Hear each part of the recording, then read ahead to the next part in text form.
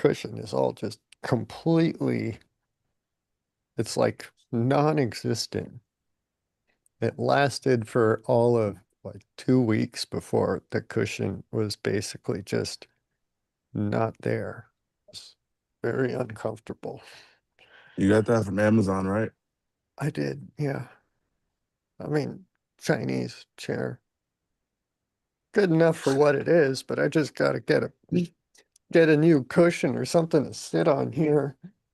I was like, ugh, keep trying to find a Oh, there is no comfortable spot on this chair anymore. I just gotta keep scooting. I squirm all Anyway, the time because of that too. So yeah, yeah. Well, it's the nature of everything, right? Everything breaks down and falls apart eventually. All matter and entropy is increasing. First law of thermodynamics. you guys see my beard growing in? Yeah. I think I show it I to you I guys every mean, time I see you. I don't see it. Well, I guess I do technically see it actively growing right now. Yes. Okay. Just I like like the way mine. you think. Mine is actively growing. You see? You like Do that? you think it grows more when we're asleep? I don't know. I've never thought about that. I don't know if the rate of growth of a single strand of hair over the course of a day has ever been quantified. I doubt it. Hmm. It's got to be so small, you know? Maybe we got to do that. I don't know. I don't see how it would necessarily, I don't see how it could be uh taken or figured out. We could measure the length over the course of a large span of time and then average that out, and that could be possible. Uh, well, some people's hair grows faster than others. yeah. And so each individual's could be figured out and then averaged out over a span of like however long you're studying it. But to be able to break that down into individual hours over a day to know if it grows faster at night than during the day is something that you would need to be actively measuring it. Get your 3 times head a day. under an electron microscope for an entire 24 hours. If you think an EEG is uncomfortable, man, Hmm. start think about yeah, Measuring facial hair. bombarding your scalp with a beam of electrons to look at it and measure Mm. nanometers. Mm, I wonder if that would damage the hair follicles being exposed for a long period of time. I don't know. It could. Um, That's yeah. I hadn't thought about that too. That's interesting. Yeah, anyhow, that's another hurdle to overcome. How would we?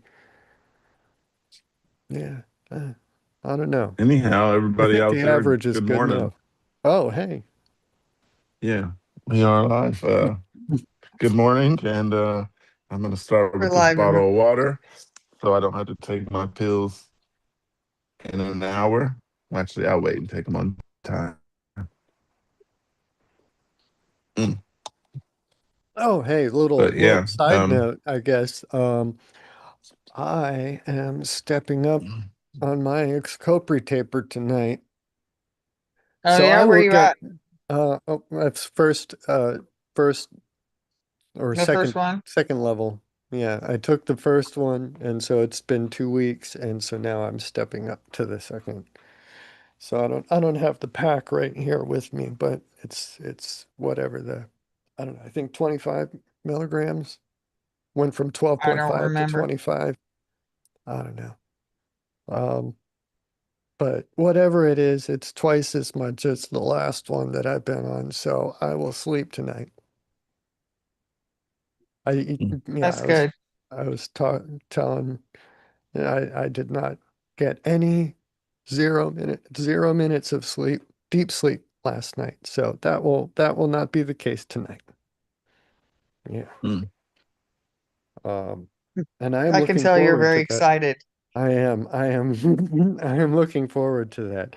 I will not take a nap this afternoon, and I will be ready to sleep. I might even take Mm. my meds early, a little bit early. Just just yeah, that'll be Um, good. yeah, So, I seen this article in here that Andrea sent, oh, but also I was gonna let you go first, Mark. Uh, mm, yeah, I got one I'm here. This wondering is what article you're talking about now. um, go ahead, Mark. okay. Uh, Yeah. This article here, from space.com. It says, metal spheres found in Australia show how little we still know about falling space debris, experts say. And they got this picture of a little metallic sphere. Well, I guess I don't know how little it is necessarily. There's nothing for, well, yeah, there are little blades of grass for reference. So it's got to be like little, like a marble Little tiny one. kind of, yeah. Um, once again, the land down under is on the apparent uptick for falling space debris. In early July, the Australian Space Agency reported that objects recovered, dubbed spaceballs, are likely pressure vessels from a space launch vehicle.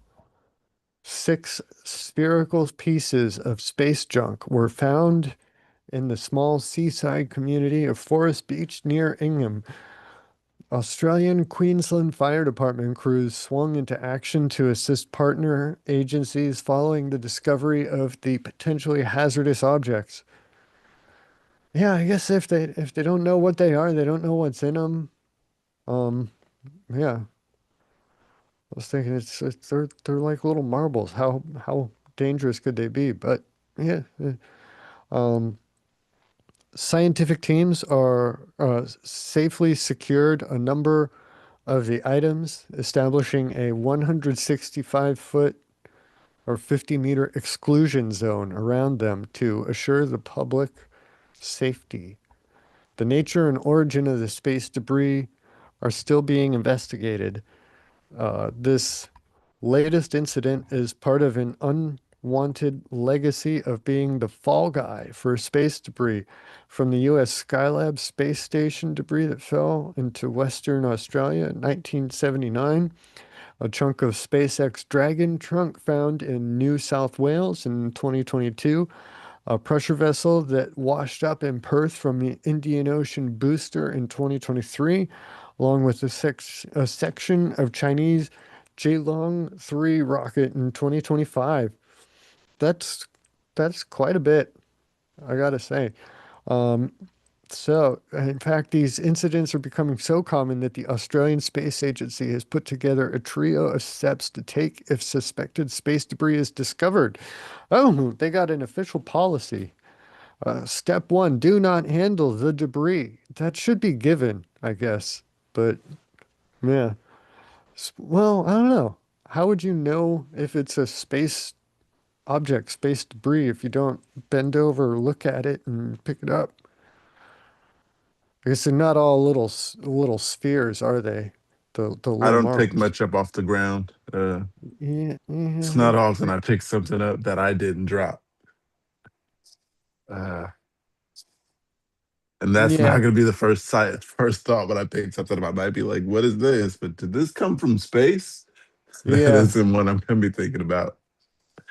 Well, I mean, Uh, I guess you got to consider that Australia is an entire continent, so only a small part of uh, the surface area is actually occupied.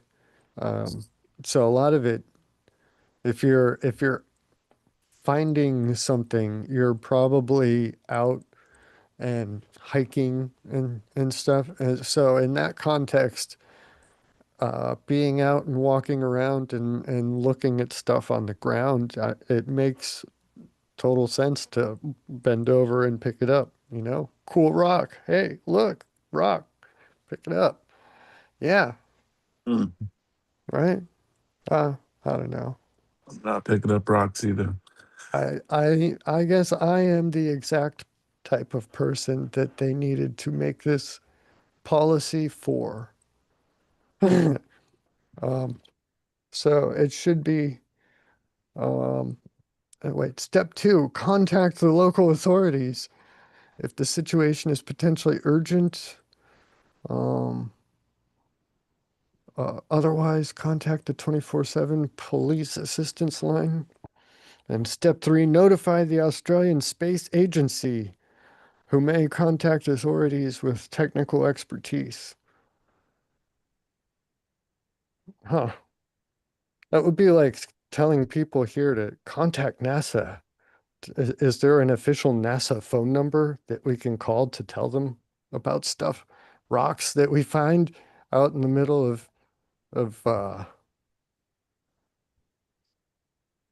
America? I don't Oh know. wow, now we got a party. So indeed, if an item is definitely found to be space debris, the Australian government has worldwide obligations to notify the launching authority of its discovery, and upon request may be required to return the space junk. That's kind of, I mean, if they launch it at you, why do you have to give it back? Finders keepers, I say.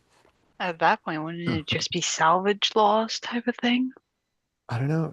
I mean, it's their stuff, but it's not, I don't know. It isn't their stuff, but it is their There's land. keepers. Yeah, I don't know. I mean, I guess it would make sense for the launching agency to want to know and want to keep any sort of proprietary knowledge and technology um, uh, you know, proprietary. Um, but yeah, I don't know. I guess.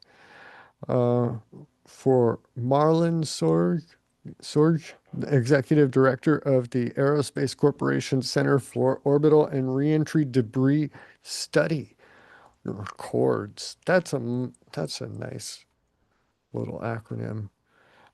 It's no surprise that the recent so-called space balls endured their plunge from space. Quote, very often they will be made of something like titanium, which is really good at surviving, Sorg told Space.com. Actually, titanium is not really that durable.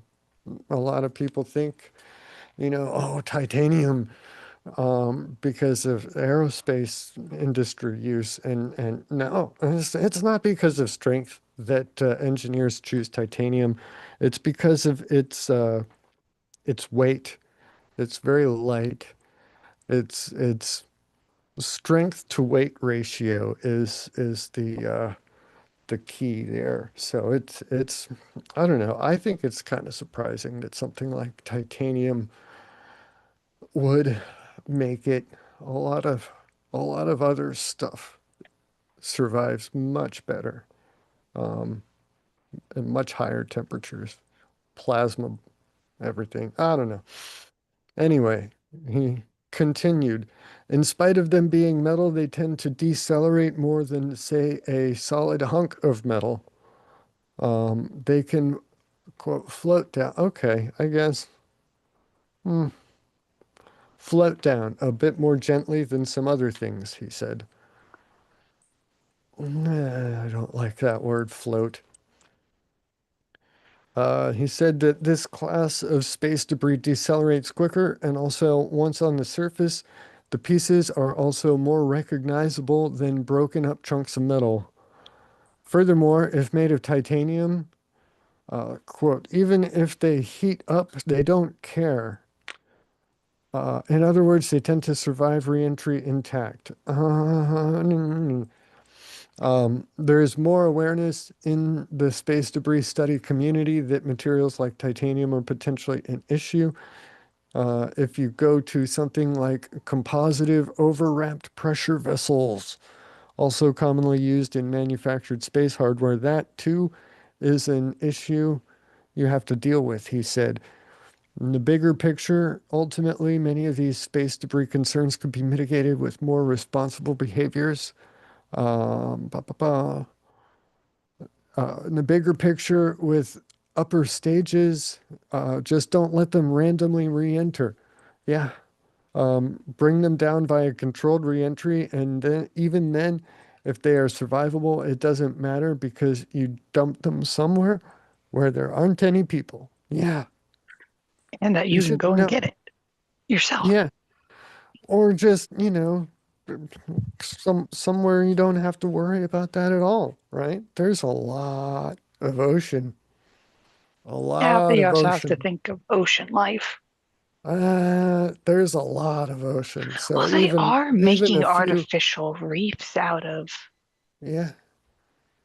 But I mean, these are I small can't little remember. pieces of debris, they're talking about little marble-sized balls that have fallen in Australia. So that's not gonna, a handful of marbles, space marbles that make it through that don't end up burning, aren't gonna be a big issue.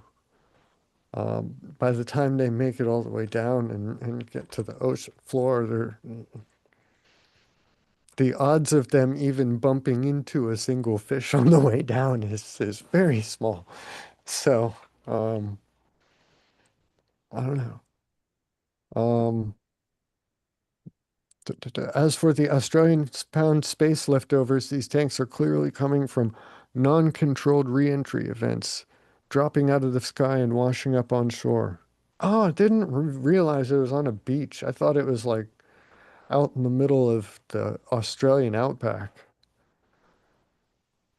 Okay, yeah, if they're empty, small empty tanks, empty pressure vessels, um, that I can see then floating. That makes a bit more sense with a lot of this stuff that a lot of those words he was using. I was thinking like solid pieces of space debris coming down, and floating doesn't make sense in that context, but yeah. I was Okay, thinking the same thing. yeah.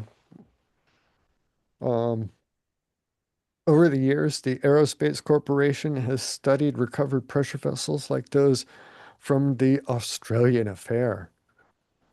The welcome mat is open for the receiving end of space objects, he advised. Um, yeah, this is interesting. Um, but this kind of, I don't know, there's more to the article, but it's kind of becoming less and less interesting. I'm losing momentum there. But it relates and segues interestingly into um, this other one. A SpaceX Falcon 9 rocket is expected to crash into the moon this August. So we're not only bombarding other continents with our space debris, we're shooting it out and hitting the moon. Isn't that cool? Um, Astronomers will be able to observe it from our planet on August 5th, 2:35 a.m. Eastern Time. The upper stage of a Falcon 9 is expected to hit the moon, and they've got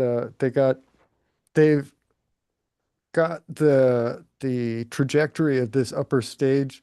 I mean, this is an upper stage that was considered expendable. They didn't bring it back down anywhere, so it's kind of its own category there. It's not like this other space debris stuff, but um, it's still, same concept, right? They've got the orbital mechanics of this whole thing worked out and figured out, so they know exactly where it's going to hit. Um, since this one isn't breaking up in the atmosphere, so it doesn't spread out. Um, and they're going to be watching ground-based telescopes will be able to see where it hits on the moon. Pretty cool. So it's a 39 foot long, 13-foot wide, 4,000 kilogram upper stage traveling at 5,400 miles per hour.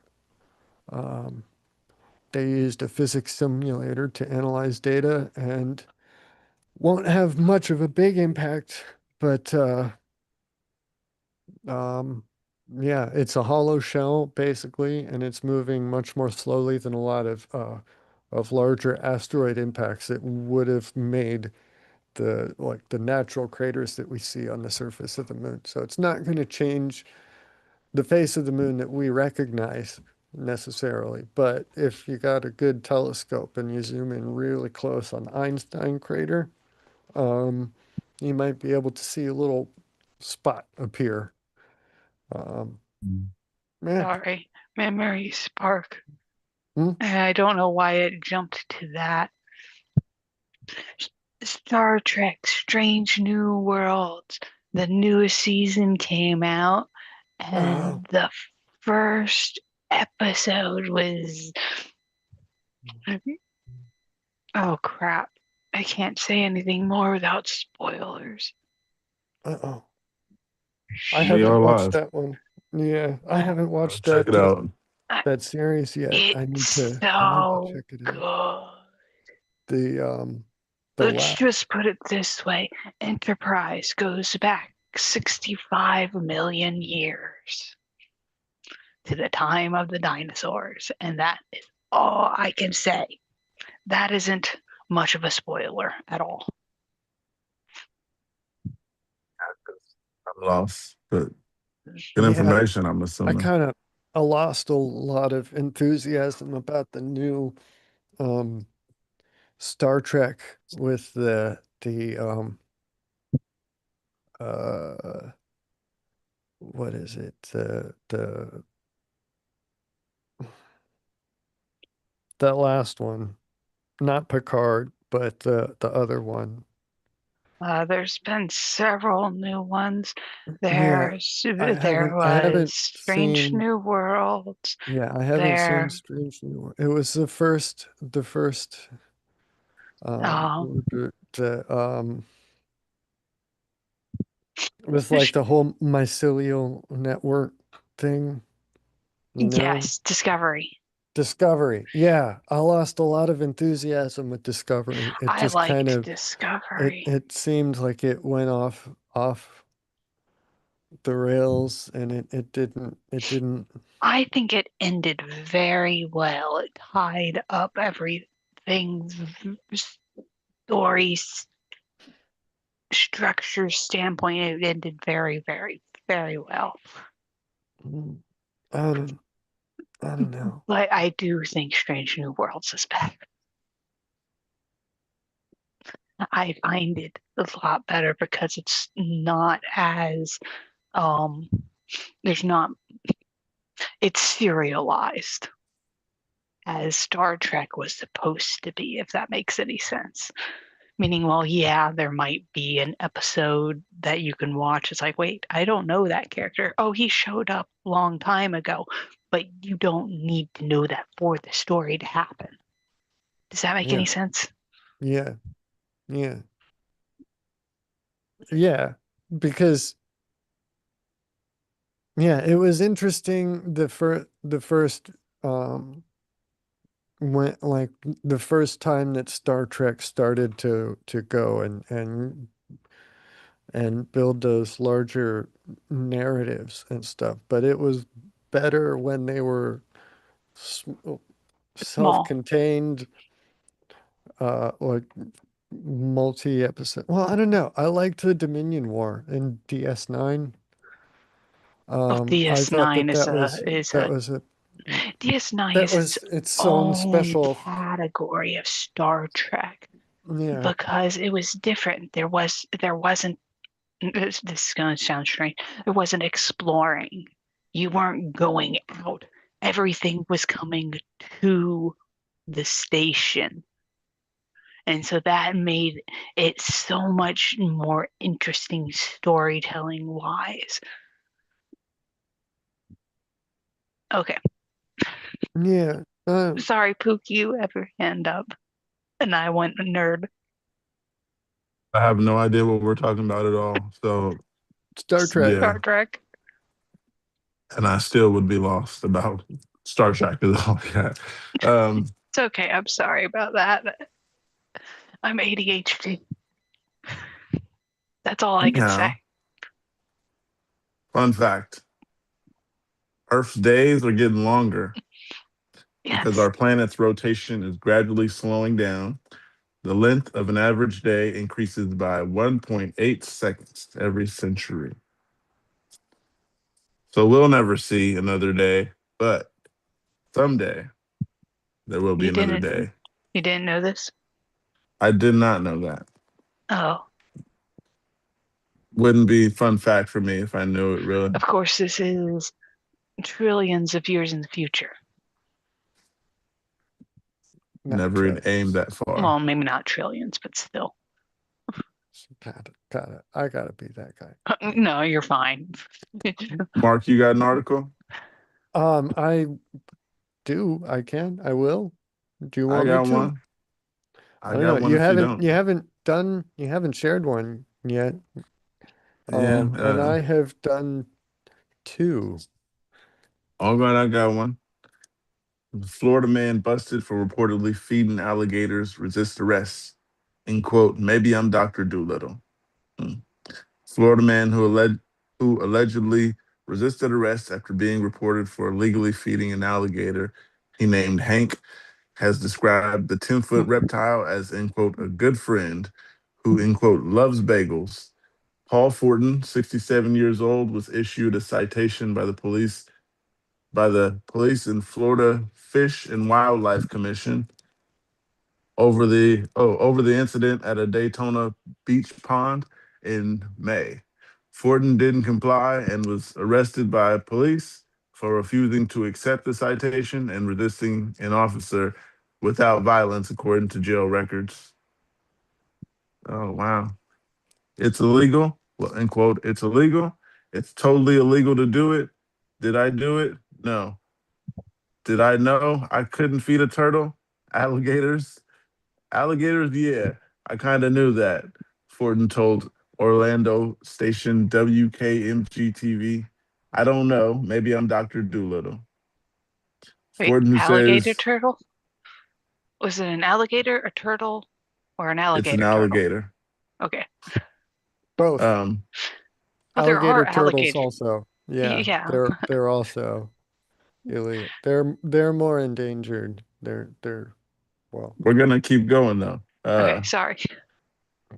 Fortin, who says he was a disabled veteran, was caught after a neighbor alerted FWC to officials to a video reportedly showing a 67-year-old feeding and petting an alligator, according to the station.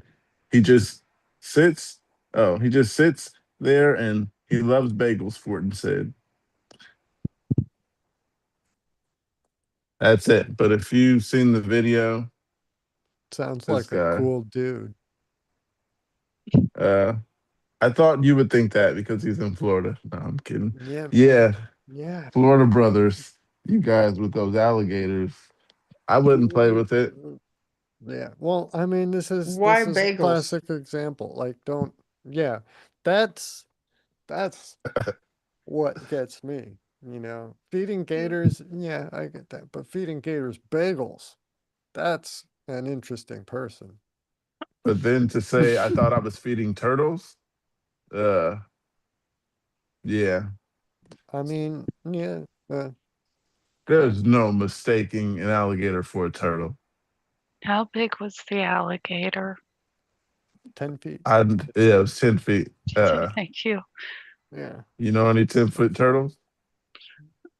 No. Well, when they're um, like all down beneath the water, and it's just their two Their eyes and their eyes. nose. So it could look like three turtles moving in synchronized fashion around Yeah, there's together. I don't know. It's Explanation. not please not a leave the feeding of plausible. alligators and crocodiles to the experts at the zoos. Mark tells me they're pretty popular in Florida, though. The alligators, Hunt, at least. yeah, hunting them. I mean, they catch them, they trap them when they're in areas that are not um, You're not allowed to feed them. convenient. Okay, Yeah, now that is weird. you don't feed them. You call Fish and Wildlife. They come, they trap them, and then they take them over and they release them in a lake that's like 2 miles away Catch from and release. you. So there's a lot of alligators around here. But that's just because we've got the state's alligator dumping ground here. But it's fine. It's safe enough. It's a Got very another. convenient place to Enough. go. Yeah, it's safe enough. The people who live around that lake know that it's alligator infested. It's hard to mistake. If you look Definitely don't at the want to go swimming there.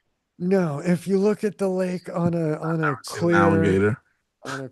quiet morning where the water is all glassy, you will see hundreds of like logs floating We in. had a couple where I used to live out on the coast, but they were rare and always small. Yeah, Florida's got Speaking of Florida, the I got big another ones. article here from Florida. Oh, hey, I've Florida got man Florida cited articles too. Florida man cited for eating pancakes in the street. That sounds like Lakewood, another cool Florida. dude. Authorities Lakewood. authorities say they've charged a Florida man recorded on video sitting in the street eating pancakes. A Lakewood police news release said Kieran Thomas was charged Thursday with placing an obstruction in the road and disrupting free flow of traffic. He was not arrested, Placing but an the issue obstruction in the road, i.e., he had a himself. table. He had a Oh, table, and a table. What was yeah, I this, like seen a the Oh, PR he video. just stunt set or up an something? entire table with a chair and stuff. Yeah. Yeah, This was Okay, this this a is a little different. this is like a social media stunt then, I guess. That's a little oh significantly no, this less. was not a social media stunt. No? Really? Really, really? It's possible, but I'll finish the article. It's not Okay. that long. Okay. A Lakewood, a Lakeland police news release says Kieran was charged Thursday with placing an obstruction in the roadway and disrupting the free flow of traffic. He was not arrested, but issued an April 25 court date. Police received a call Tuesday morning about a man sitting in a crosswalk of a busy intersection. The caller said the man had a small tray in front of him and was eating what appeared to be pancakes. Officers responded, but the man had already left. A video of the incident later posted on Facebook and shared in a message to police. Several people tagged the video to Thomas, who police say admittedly pulling the prank. Maybe the Uh, IHOP dining room was busy.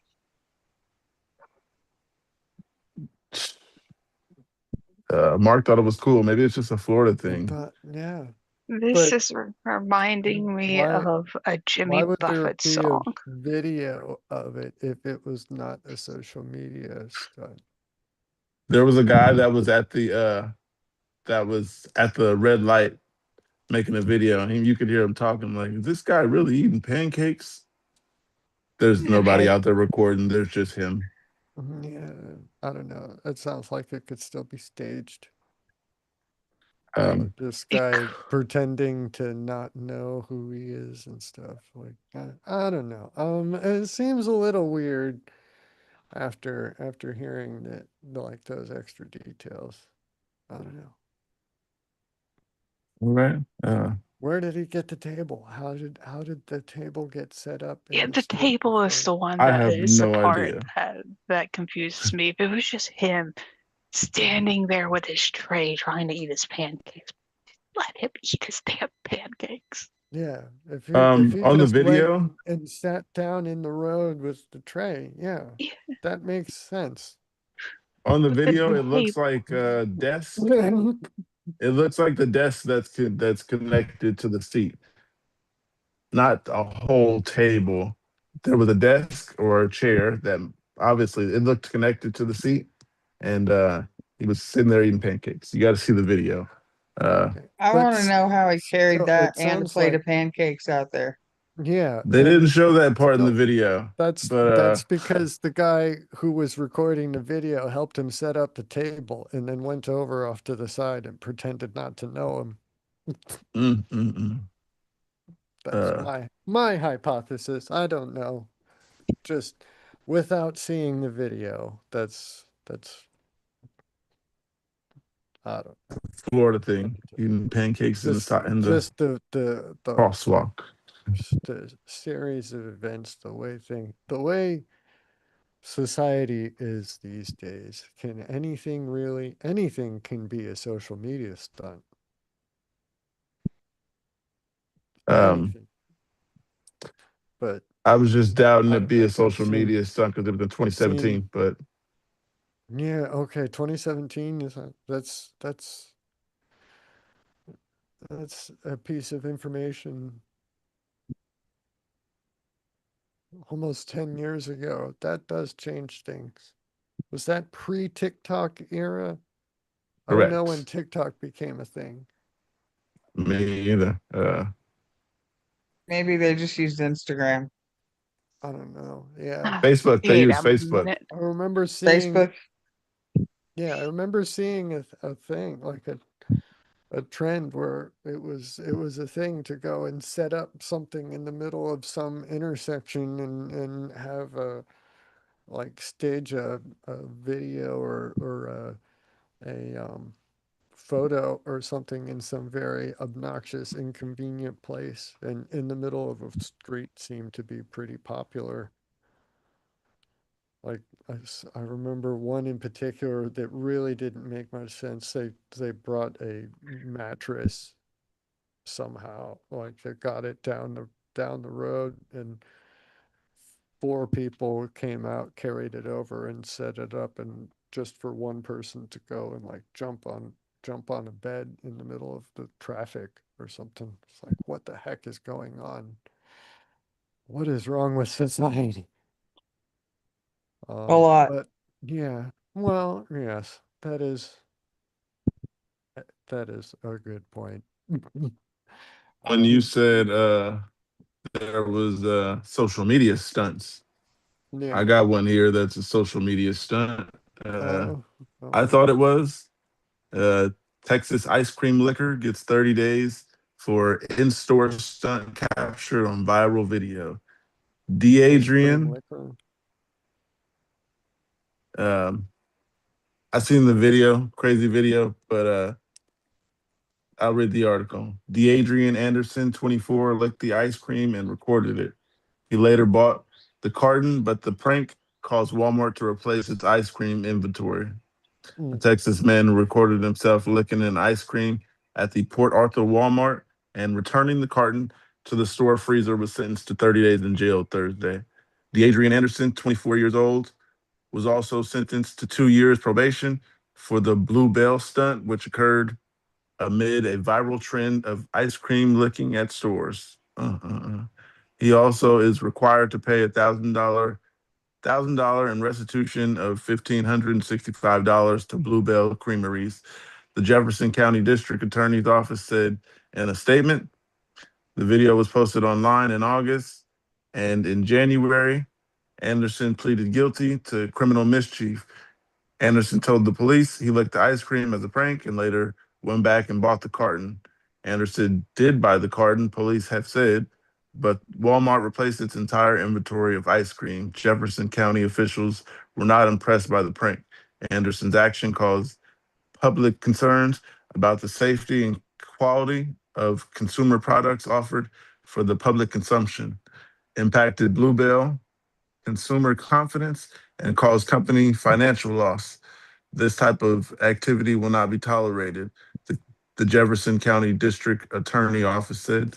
The office said any similar case will be taken seriously and charges will be filed. Bluebell is a beloved Texas based ice cream company. Amid the viral Bluebell licking trend, Texas Governor Greg Abbott hailed police for tracking down another teen who did the stunt and warned, do not mess with Texas or with Bluebell. Port Arthur is a city around 55,000 south of Beaumont, near Louisiana border. Yeah, so this kid, yeah, Did he bought something the ice cream, but dumb. still, that's gross because now it makes me think about ice cream when I buy it. You got to check the seal. Yeah, but how do you know he took the same one? You don't. That's why you check the seal. That's why they had to take Throw down, them all out. yeah, the entire Yeah, because inventory some there. ice creams don't come with seals. The lid is the seal. Bluebell is Mm. one of those. Yeah. You pull the seal out. I mean, the lid is like, yeah, The seal. And then there's others that have a plastic seal on top of the lid or yeah. under the lid. Mm.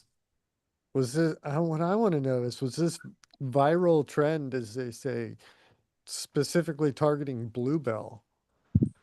I think that's what it said, but If we'll never so, be then sure. why?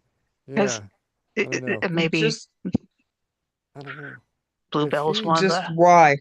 yeah, if he did it to that store's Bluebell inventory and then Bluebell lost out on revenue from that entire inventory load that they had to get rid of, I guess I can see making financial restitution. But if it was like the entire, like, I don't know, if it was a campaign against Bluebell, it's like, why?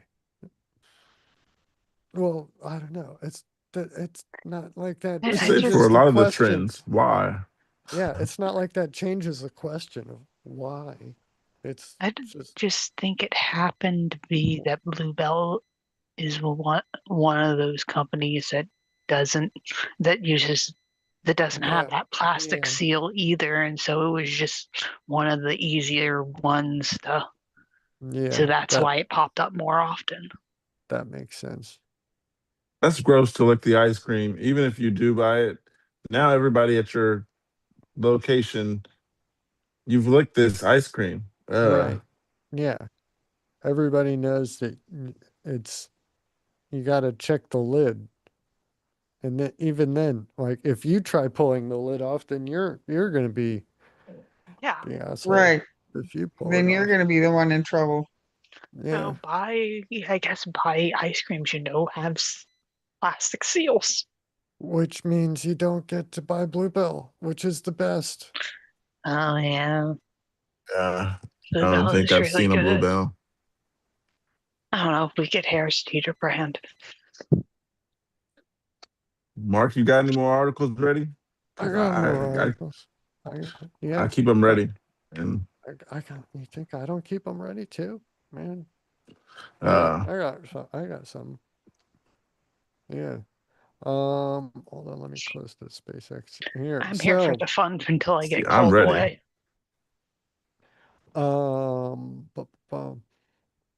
so from guitarworld.com, they title this, uh, well, it starts off, quote, "It's a primal unconscious reaction, an honor bestowed upon only the best riffs. What is the science behind a stank face riff?" Right. We asked everyone from Mike Stringer to Periphery and Nick Nocturnal to define metal guitar's ultimate accolade. Stank face. Hell yeah. Contorting a listener's face in loving disgust is the highest compliment a metal musician can receive. But what makes a great stank face riff? We set out to discover the secret sauce. When Taylor Swift, what? When Taylor That's an Swift, interesting. yeah, wrapped up the U.S. leg of her Eras tour in Los Angeles last year, she received a mammoth 8-minute standing ovation. Wow.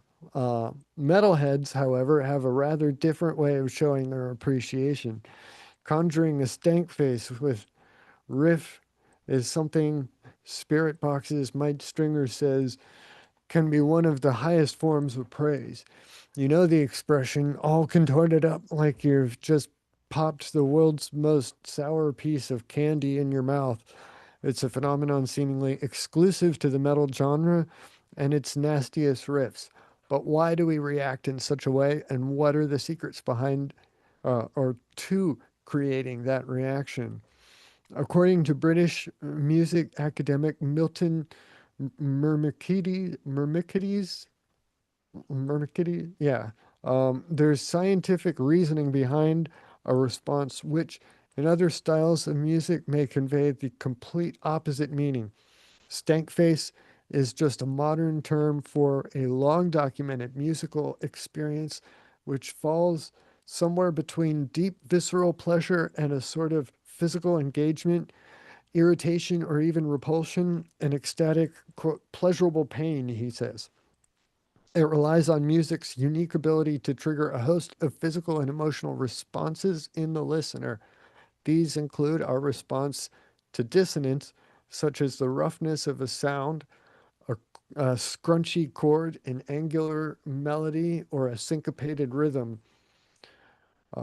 When coupled with the dopamine release from satisfying predictions and bodily engagement, we can produce, quote, cross-modal responses, as if the music is so rich, flavorsome, and satisfying, it bleeds into our other senses. Not only do we hear it, we can almost taste it and smell it, hence the characteristic facial and bodily responses. For Periphery's trio of guitarists, Misha Mansour, Mark Holcomb, and Jake Bowen, it's also a form of communication. Quote, sometimes it would just takes a few seconds of hearing a riff and the face appears. No words need to be said, Holcomb says. Uh, quote, in the writing room, stank faces are the nexus of our language because they're nonverbal. Yeah, that's interesting. If they're jamming together and everything, trying to, yeah, they can see each other's reaction before even having to say, without even having to say anything. That's very interesting. Um, it's like a reflex, Mansour adds. It's one of those things that you react to and then you think about it. Importantly, too, it's a way of communicating appreciation, a primal unconscious reaction, and an honor bestowed upon only the best riffs. Quote, I remember Pliny and Tosin Abasi coming over to hear a demo of Wildfire, Holcomb says. Quote, it was when that second riff comes in, I remember looking at their faces to see how they honestly felt about the music. When you get that stank face reaction from someone you respect, as silly as it sounds, it holds a lot of weight. Um, as filthy as a stank face riffs need to be to twist a listener's face, the value of a hook shouldn't be overlooked. Quote, hooks contribute to heaviness in a way that people don't expect, says YouTuber and guitarist Nick Nocturnal, who's learned a hell of a lot from his Heaviest Riffs video series. Quote, take a band as extreme as Knocked Loose. People will listen to those riffs and think it's just 2-3-1-0 with dissonant notes. They don't even realize that they don't realize that even though it sounds so caveman, it's still a hook. Everything is so chromatic and dissonant, but it's a polyrhythmic hook that gets stuck in your brain. Mike Stringer echoes that sentiment. quote, "It's obviously all situational, but you're usually playing off of a melody," he says. "I think if you can have the listener hum along with the riff and have it stick in your head, you've done a great job. It might be metal, but it also still has to have a hook. You have to give the listener something to grab onto. The riff is the foundation of the song, and grooves and hooks are what give it life. So having those memorable groovy riffs is one of the most important parts of writing a metal song in 2024. Oh, wow, that's a while. Anyway, yeah, it's not like the science of, dopamine changes in the space of 2 years. But yeah, anyway, they continue on. Wow, that's only like It, it a was third very of the way into the interesting when you article. were starting to talk about how sometimes they don't talk, they talk with their instruments. Yeah. That made a memory spark, and sorry to drag this to it. It's kind of sad. When Jimmy Buffett, as everybody knows, I'm Parrot Head. Jimmy Buffett passed away a few, not too long ago, really. When he was on his deathbed, all of his friends, everybody from the Coral Reef Band came in, and when Zach Brown came in, he didn't have any words, and so he asked for his guitar instead. Yeah. Yeah, that's interesting. That's yeah. I wonder what he played. Well, he Want to keep going? I don't know. Do you want me to keep going? There's a lot of seems Oh, like if it feels like it's a Coaster had lot of more, then oh, okay. I I don't know thought you if were she talking had about the more. article. Yeah, the article is like goes on and on and on. Yeah, sorry. but it Toaster? also, sorry, one more thing. No, But you yeah. were also talking when you were talking about the dopamine things and all that. Something called emotional contagion. Mm. That's what musicians are doing with their music. Is that they're crap? I guess now I have to explain what emotional contagion is. Go for it if you want. Emotional contagion is, let's see, is so honestly, it describes itself. Contagious emotions. When a room around you is angry, most likely you're going to get irritated too. Mm. And the room around you is calm, most likely you're going to be calm too. With music, it comes in with the actual, well, score. What they're listening to. Yeah. So I guess I mean, musical contagion, musical emotional contagion. not only that, Uh, it's been found that when there are situations like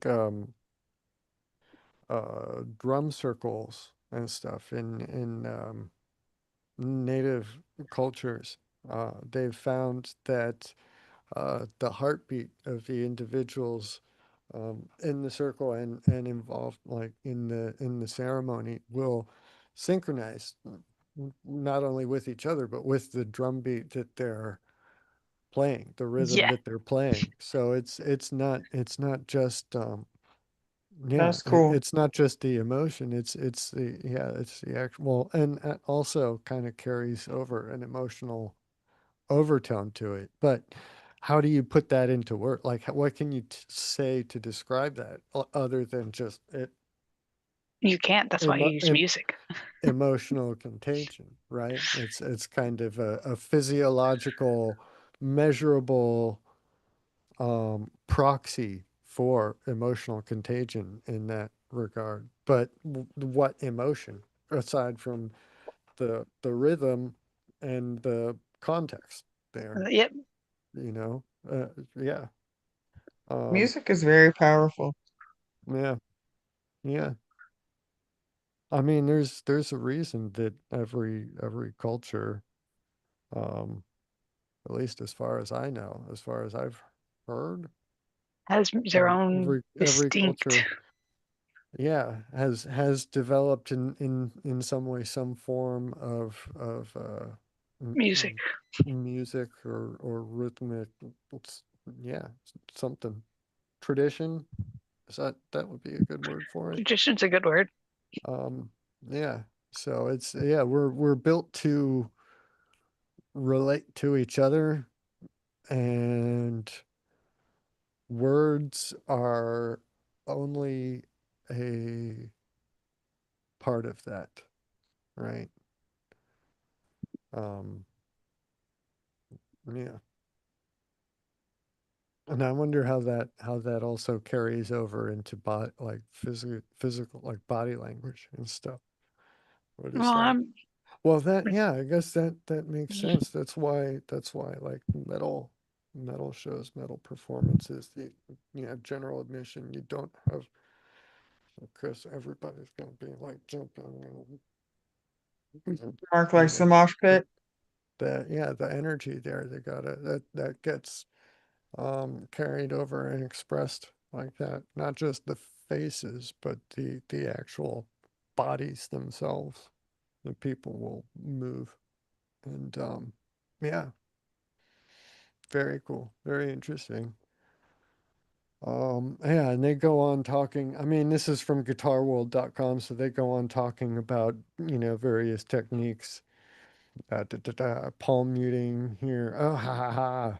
For Leprous' eight string Astrides wielding guitarist Tor Oddmundsturki. They're Swedish. Streamlined writing needs to be combined with a little X factor that makes it stand out, like a long slide, a slow bend, or some dissonance, which helps give you that physical reaction to the sound. But yeah, that is interesting. I've noticed that about Leprous' music, but I haven't heard it actually explicitly stated like that. The long slides down, or a slow bend. They've used the Uh, anyway, I'm kind of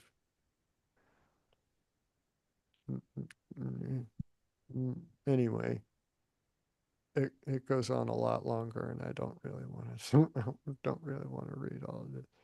So a lot of band names I don't know, and if I don't know these metal bands, then I'm betting you guys really don't know these metal bands. Just a guess, a gamble, maybe. Um, so, but yeah, it's cool. Oh, Metallica.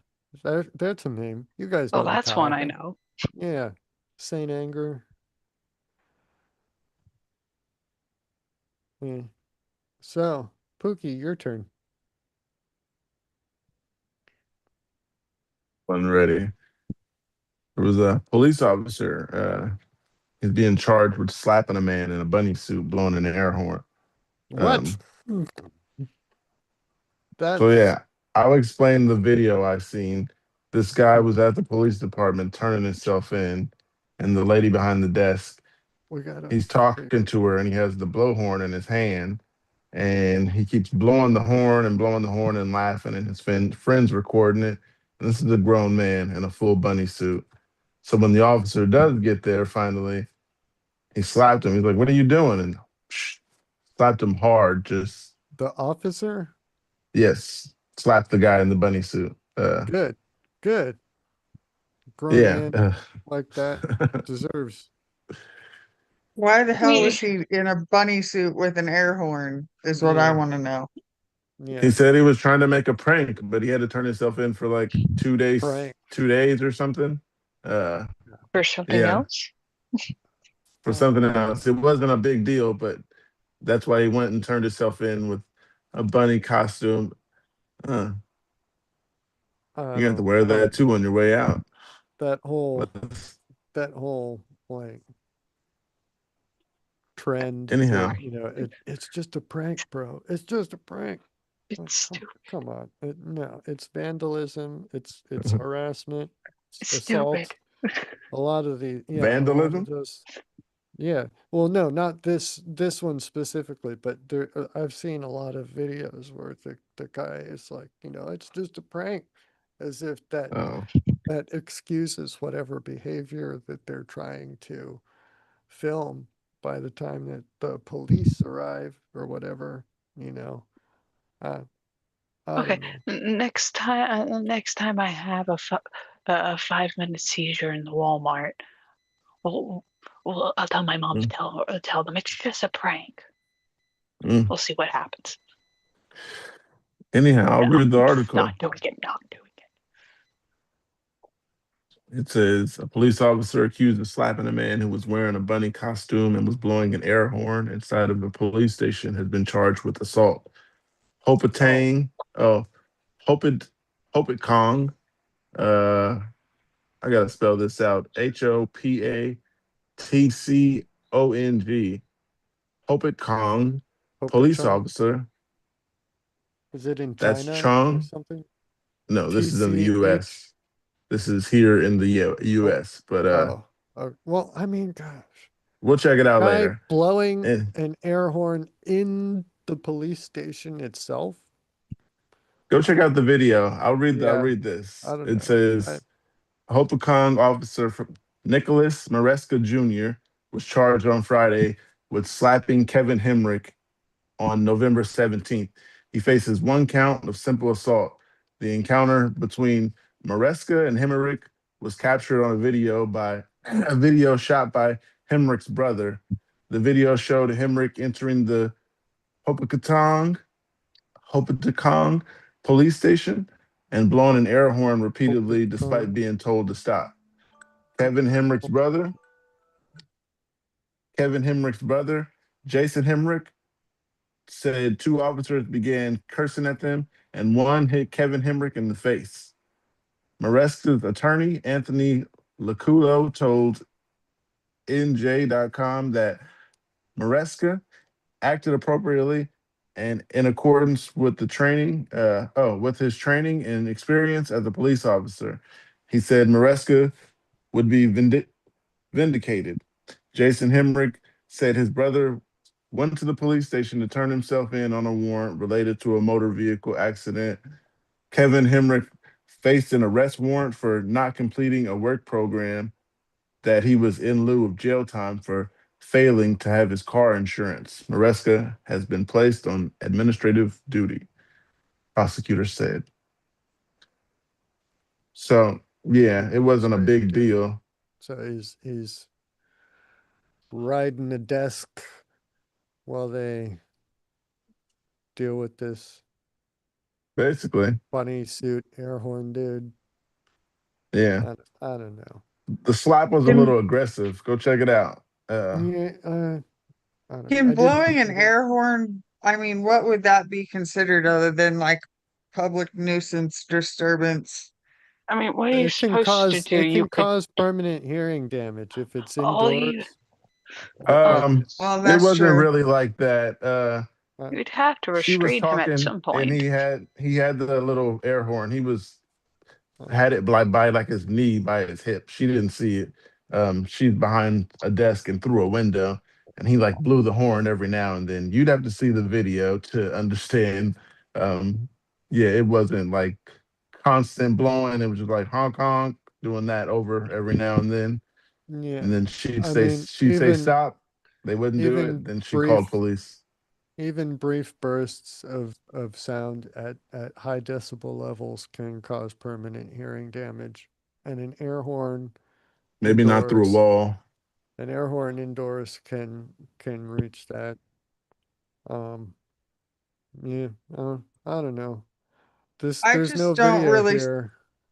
I don't really The see site. why they needed to jump to like the police officer hitting him in any way. Why didn't they just try to restrain him and get the air horn away? Mm. Mm, Yeah, that officer just came in, like hemmed him up against the wall, and then he slapped him. What the hell are you doing? Then by then the guy has his hands up, and he's just like, it's just a horn. And So they're just trained to automatically assault people. That's good police work there. Right. Um, But Well, his that was boss not said a that that's brief, right in line with his training.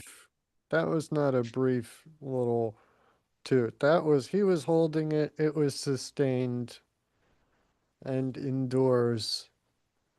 Those air horns reach extremely high decibel levels. Um, I just feel like there's yeah. a different way it could have been handled. Have you seen it? Have you seen the I video? I have not. I didn't see where it's at. Hmm. yeah, the one on the news with the cop slapping him. Yeah, it was cop. That was the big slap. There isn't a video on this side of Oh, I'll the send you a slap, link. but there's a video of and I mean that was, he was holding it up and it was not little boop boop little Oh no, they didn't show him blips. honking it like that. Yeah, it was a long sustained. I mean, not long. It was a few seconds before this thing pops up with some other.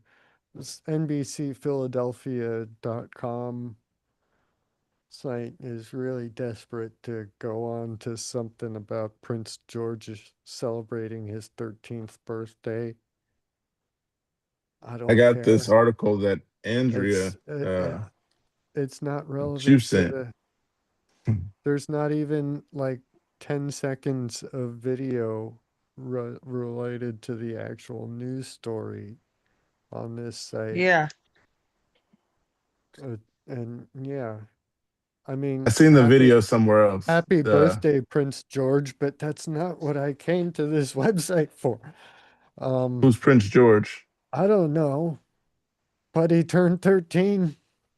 He's Prince Hmm. William's son, or I mean, I don't know if Hmm. he's a prince anymore, but um, after King Charles, there's William, and then George is his son. So, British royal family. It's yeah, not really relevant to. Is he an American citizen? Was this the kid that they came over to have the baby on American soil? Is this the American I have no idea. British prince born to are an you? American No, citizen? that's Prince Harry and Meghan Markle, I think, that you're talking about, because they live in California now, I think. Okay. But wasn't didn't the other couple come over here to have the delivery? And I haven't heard that. I don't I know. don't know. I thought I remembered hearing. I don't know. Um, I I don't don't follow them really that keep up much. on their I activities. I try not to. I've only absorbed No more some than me. by happenstance. So I've got little bits and pieces, and probably none of them are really fully accurate. Um, I got something here. Andrea, this is the one you sent with the license plates that says "squeeze ass." Uh, Yeah. I just thought it so was funny. And of course, it's in Florida too. yeah, I'll read it first. It says, "Squeeze what? A South Florida woman is the talk of her town with a racy license plate she got in the mail." Wow. Okay. Florida, a South Florida woman was surprised to receive a new license plate with her vehicle registration renewal that she feels carries an inappropriate message. Pompano Beach resident Nancy Dello Strito, who is almost 77 years old, opened her mail to find the license plate reading SQZ A55. She told CBS Miami that the plate, which can be interpreted to spell a crude phrase, caused her to go, end quote, ballistic. I don't think a senior who is almost 77 will be driving around with a plate that has to say, that has to say that. Dello Strito said. When I saw There's that, yeah, there's some college kids who would pay a lot Love of that money one. for that vanity plate. Man, she could, if it was only possible to sell your license plate number at auction, Can't you sell it with the car? I don't think so. It transfers when you get a new car, you Your go yeah, and re-register it and you get a new tag. your license plate. Mm, Yeah, it's didn't know that. yeah, but Uh, It only would have been, go um ahead. you can request a specific license tag number and like pay an extra fee for whatever and have it say something. Um, but to have that just fall in your lap like that is kind of un I don't know unusual. It would have been better if it was from Georgia and they had a big peach in the middle. yeah, this is the Florida one though, but It's uh, got oranges in the middle, still the but nice license plate. I'll finish the article. It says Dello Strito said, "When I saw that, I went ballistic. I said, how could that pass inspection? The plate has become topic of discussion at her retirement community where opinions are split. While Del Dello Strito is unhappy with the configuration, Oh, she noted oops. that others including her son and their friends, have encouraged her to keep Yeah, it. She said yeah, the current of tally course. is 16-1 favor of her keeping the license plate. It Mm, remains unclear how the plate was issued. Florida license plates have been manufactured at a state prison in North Florida for nearly a century before being distributed through county agencies. Dello Strito's plate was mailed from Broward County Property Tax Collector's Office. CBS in CBS Miami contacted the office regarding the issue. An office manager confirmed that the Broward County will replace the license plate deemed offensive for free at their plantation office. For now, Dello Strito plans to keep the plate, though. She intends to notify the Department of Highway Safety and Motor Vehicles about it.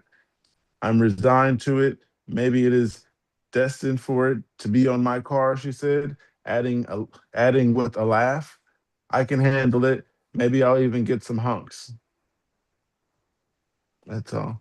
Um, would you drive around with a plate like that? Me personally, no. What about you, Mark? Mm, wait, for uh, me, it wouldn't be as bad for me to squeeze ass, of course. So a license plate would be kind of funny for me. Unfortunately, I don't drive.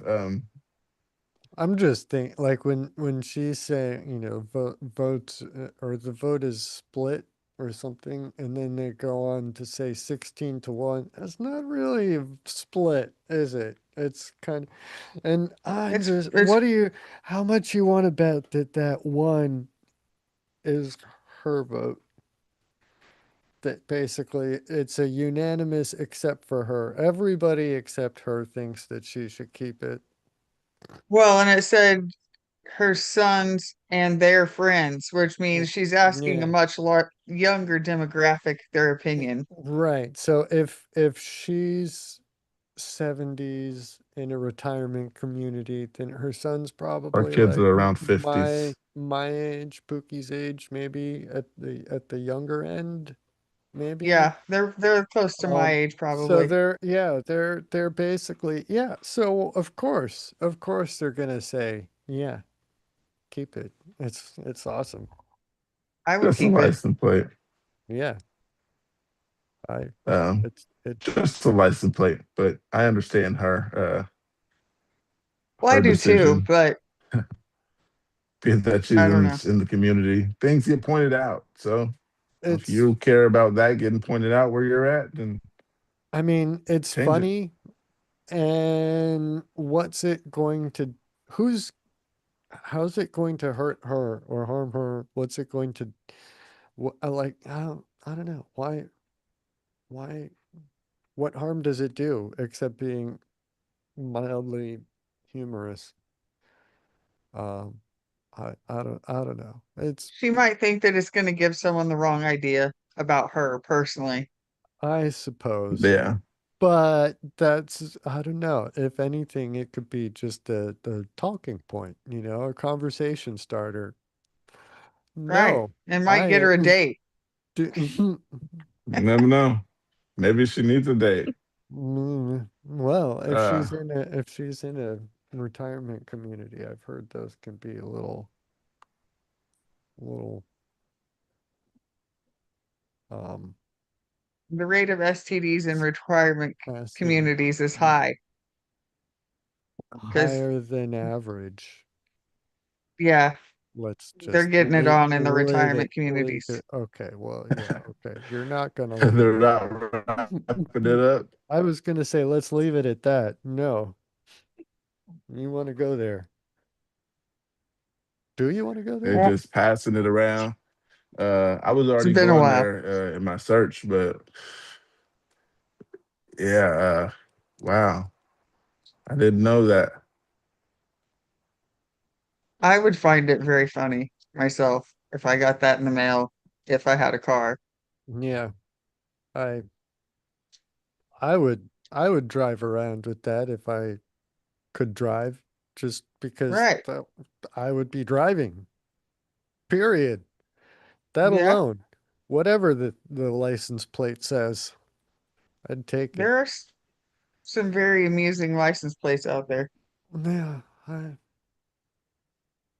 I don't know if I can't recall any off the top of my head that I've seen that are There's a whole Reddit that are with that license plates. memorable. Yeah, this one is probably going to be the most memorable one that I've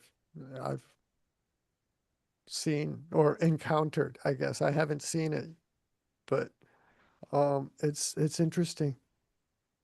And the fact It's, that it was Um, like a standard issue plate from the state and not requested is even more interesting. yeah, that's so all of those prisoners doing, or I don't know, all of those prisoners, but the prisoners making those license plates as at slave labor conditions, basically, um, they all probably had a pretty good laugh when they got around to just, okay, next one up. There you go. uh, Yeah. Oh, okay. Yeah. Um, I got this about the STDs in the retirement homes. oh, you really went there, didn't you? Oh yeah.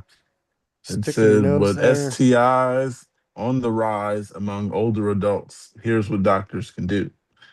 Don't be afraid to talk with patients 65 and older about safer sex practices.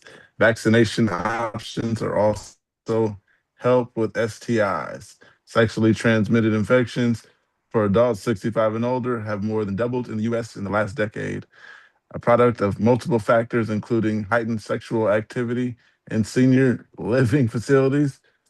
I'm sorry for laughing. Uh, Low condom use and lack of knowledge about STDs. Uh, Sandra Adamson Freihofer, MD and AMA trustee, who serves as AMA's liaison to the advisory Liaison. committee. Uh, Say that again. Oh, yeah, Liaison. liaison to the advisory committee on on immunization practices during the AMA senior physician section uh, presentation at the 2024 AMA interim meeting by Dr. Freihofer or Hofer explained why STIs have gone up in this age group and how physicians can bring down the members. Chlamydia, gonorrhea, syphilis on the rise. About 40% of people 65 to 80 are sexually active, and nearly two-thirds of other adults are interested in sex, according to a 2018 AARP survey. Uh,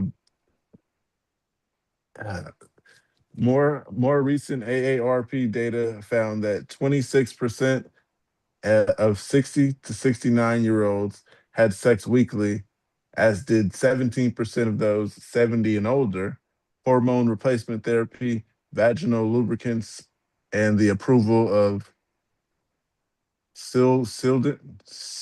It's a medication. Sildenafil, Oh, dick pills. Viagra. That's what that is. Yeah. And it's Me Viagra and too. its relatives have extended people's lives. Dr. Freihofer noted. Rates of syphilis, gonorrhea, and chlamydia have more than doubled among those 55 and older in the past 10 years. But for those aged 65 and older, chlamydia cases are more than tripled between 2010 to 2023. Oh, shit. Gonorrhea cases increased sixfold, and syphilis cases soared in numbers nearly tenfold. Dr. Freihofer also cited a study of health insurance claims, finding that STIs rose nearly 24% in the 65 and older group during the COVID-19 public health emergency, with human papillomavirus seeing the largest increase. HPV cases, 44,000 cancers in the US each year, lack of knowledge and low condom use, driving statistics. Several factors like driving up STI rates, older people are healthier and staying sexually active for longer, but condom use is low. Only 3% of people 60 and older had used condoms in the past year, said Dr. Freihofer. Citing 2015 publication, another study flagged lack of knowledge about STDs in the age group. There are also more opportunities to make new friends in nursing homes and senior living centers, leading to new sexual partners. A U.S. survey of nursing home directors found sexual activity was common in these settings. Life expectancy also plays a role. Women live longer than men, creating a gender imbalance and a partner gap. This can also lead to multiple partners, sharing of partners, and more STIs, said Dr. Freihofer. Yeah, so that's halfway through it. Thoughts on that? They are getting a lot more than a lot of people I know. And they're sharing partners and I a told you they're getting freaky up in the nursing home and retirement communities. that I did not know. But yeah, they gotta Like start wrapping it up. college dorm rooms, but with the yeah, They With should no start fear different. of getting pass. pregnant. With and a Right. higher chance of breaking a hip. Right. They don't need, why bother with the condoms? You're not gonna What if somebody knock actually got anyone up. pregnant? That It's unlikely, that's but not possible. no. No. That would be insane. That's Yeah, they're doing good in there. mm, They said either they're having sex or they want to. They were that's what those percentages were. Um, well, no, those STD percentages, those they are having sex. They are. That doesn't happen without doing it. mm, yeah. Mm. This is another piece of the article. It says what physicians should ask. People 60 and older are having sex, but are they telling their doctors about it? These findings show they need to, and we need to ask. It's clear we need to pay more attention to STI pre- prevention in older patients, advised Dr. Freihofer. The Centers for Disease Control and Prevention recommends that 5Ps approach for taking a sexual history, acts about partners' practices, protection, and STI, history of STI, and pregnancy intention. Condoms are important, part of STI prevention, but pregnancy in someone older than 65 doesn't usually happen, said Dr. Freihofer, but can lead to a false sense of security and less condom use. The House of Delegates also took action at the interim meeting, directing the AMA to advocate and promote the U.S. Preventive Services Task Force's recommendations for STI screening through interested older adult advocates, specifically targeting chlamydia, gonorrhea, HIV, HPV, and syphilis for older adult population who are not regularly screened. Continue to promote discussion, collaboration, and consensus among expert groups and medical specialty societies involved in developing of practice guidelines for sexually transmitted diseases in the older adult population. Mm. Um, Offer CME regarding best practices for reducing sexually transmitted disease, including oral cancer risk in the older adult population through the AMA Ed Hub as a resource to guide the delivery of clinical preventative services. Yeah, yeah. Still, what I'm saying is I'm getting it in. Basically, condoms are more than just pregnancy prevention. A woman has her spot and all her germs in it. A man has his spot and all his germs around it. The condom is sterile. Without the condom, not sterile. Yeah, another Love the thing I hand noticed was gestures. they're not Juniper they're has not no getting clue what I'm checked by their doing. doctors for stuff, which is something they should start doing. Um, yeah, I didn't know they was getting it in like that. That there was that much going on in nursing homes. Of course. They've just decided that they're old enough, they're gonna live it up in their last years and have a good time. That is Hey, exactly it. that's why you need to use condoms. Uh, the last part of this says tools for protection. Vaccination is another important tool physicians have in their arsenal. The hepatitis B vaccine is recommended for any adult at any age who wants it, including those with multiple sex partners. Both the hepatitis B and HPV vaccines prevent STIs as well as cancer.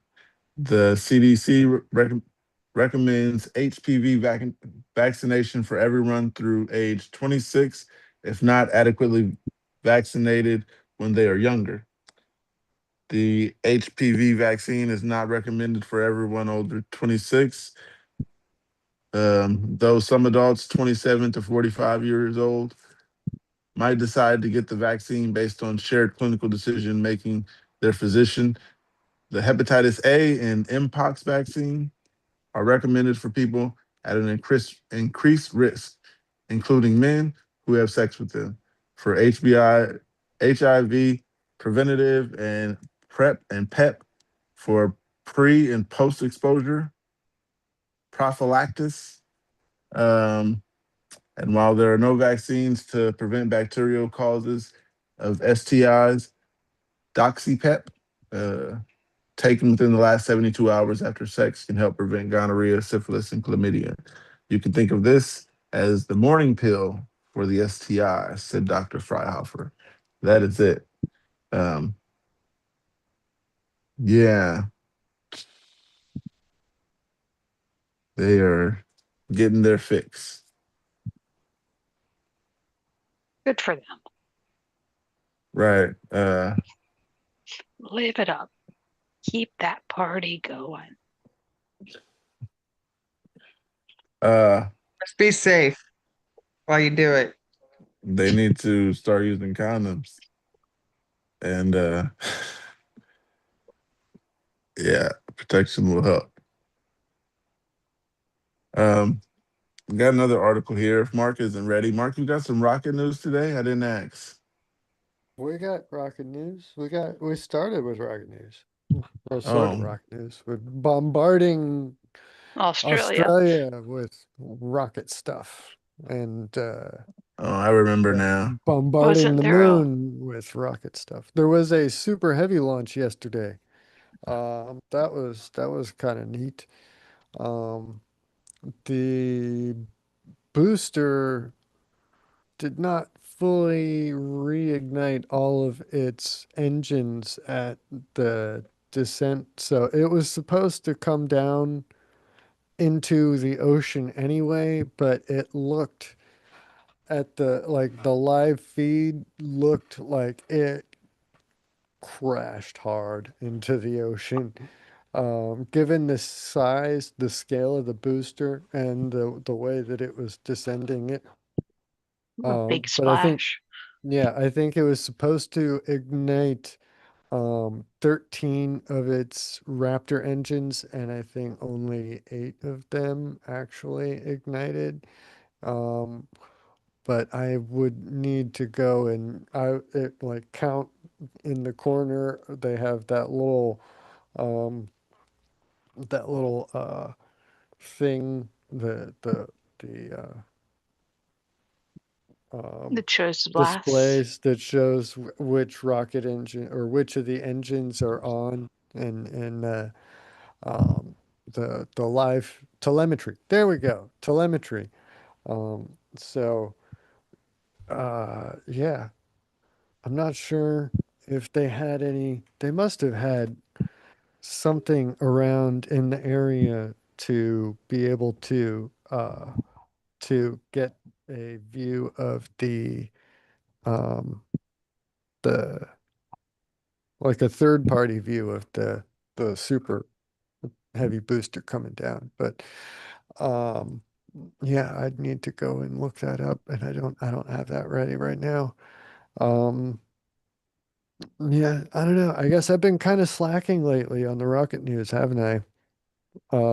I need to I mean, you to got more articles, so yeah, I do got more articles.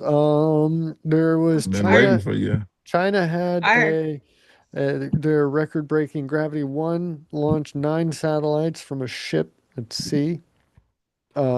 So it's a little stubby thing, the Gravity 9 or Gravity 1. It's a solid rocket. So I think solid fuel rocket. But yeah, China's doing more sea launches, which is kind of interesting. But I guess they can take the launch location out to wherever is most optimal for them. So they can, like you remember a while ago, I explained how being closer to the equator, you can leverage the rotation, so they can take that ship and go out right at the equator, and so that's probably why they're doing that. I think I would just assuming just right now off the but their state-run media outlet further reported all 9 satellites reached their designated orbits. um, Details of the satellites were not provided. State-run Chinese media would not tell us if they did not reach their designated orbits. So, uh, but it's yeah, it's less than half the height of the Falcon 9. 3 stages and 4 strap-on boosters, all of which are solid rocket motors. So it can haul up to 14,300 pounds up to launch or up to low Earth orbit, whereas the Falcon 9 can deliver 50,265 pounds to low Earth orbit. So it's almost, almost 5 times as much lift capacity. So the solid rocket has has an advantage in terms of simplicity. Um, you just pack it full of the propellant and light it off. It's like a firework that you've aimed at the ground, basically. Um, so, um, yeah, and so the fact that it's a solid, well, I don't know. It could be re, the solid motors could be repacked with the propellant. It's like the solid rocket boosters on the space shuttle were recovered and reused after they'd been, jettisoned off when the space shuttle launches. So that, yeah, I don't know. They might be reusing those. I haven't read much about the Chinese rockets, um, but that's a bit of rocket news that I had on hand. But if you want some non-rocket news, I got this, which is weird. But I like weird. yeah, someone sent $1.2 million worth of Bitcoin to the Genesis wallet mined by Satoshi Nakamoto. Um, so this is kind of interesting. You need to know a little bit of background behind the origin of Bitcoin but they explain that in this article. So an unknown Bitcoin user sent 26.9 Bitcoin worth $1.17 million to the network's Genesis wallet, which is the first ever wallet created on the Bitcoin network, um, which they're saying is funds that they're unlikely to ever get back. Yeah. The transaction took place on January 5th at 1.5 or 1:52 a.m. Eastern Time. The Bitcoin was sent from this wallet. They've got a link to it, but that wallet is now empty. It was sent from there to the Genesis wallet. And the fee was $100, which they note is far above average. But the wallet was originally funded in a complex transaction that involved funds moving from 3 wallets to 12 other wallets. So they really didn't want anybody knowing where that came from for whatever reason. The majority of the funds came from a wallet labeled as belonging to Binance on the blockchain analytics platform Arkham Intelligence. Quote, either Satoshi woke up, bought 27 Bitcoin from Binance and deposited into their wallet, or someone just burned $1 million, said Connor Grogan, a director at Coinbase on X. So they ask, what is the Genesis wallet? The Genesis wallet was the first ever wallet created on the Bitcoin network. It was created by the pseudonymous entity known as Satoshi Nakamoto, who created the Bitcoin network.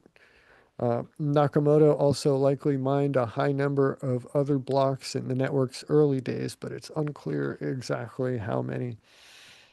Um, yeah, nobody knows who Satoshi Nakamoto is, or even if it's a single person. It could be an organization, a group of, cryptographers who basically came up with this idea for the blockchain and Bitcoin. But um, yeah, so nobody knows. Um, and because of that, nobody that, nobody knows where that Bitcoin went, that $1.2 million of Bitcoin that could basically flush down a toilet if that Nakamoto entity is not actively using that Genesis wallet at all. It could have just have been flushed. That's a really big mistake. It may not have been a mistake though. That's the thing. That's Uh, true. I just, Yeah, I just don't know why. right. Yeah, it's weird. So theoretically, Nakamoto could still be holding on to their private keys to access these wallets and could move or return the funds. The general consensus is this would be unlikely to happen. This is because the funds from wallets associated with Nakamoto, including funds held in the Genesis block, have not moved since Nakamoto's disappearance in December 2010. When Nakamoto disappeared, the Genesis wallet only contained the 50 Bitcoin that was mined when it was created. Over time, more funds were sent to the wallet, and its balance rose to 72 Bitcoin in late 2023. With the latest transaction, the current balance is now 99.67 Bitcoin, worth $4.3 million. This is a drop in the bucket for Nakamoto, though. Estimates are they control as much as 1.1 million Bitcoin, currently worth $47 billion on paper, that is. Yeah, but it's been happening for, yeah, for a while. People have been, and nobody knows why these like third party ongoing deposits have been taking place. It's weird. Um, I there's just another, don't really understand Bitcoin at all.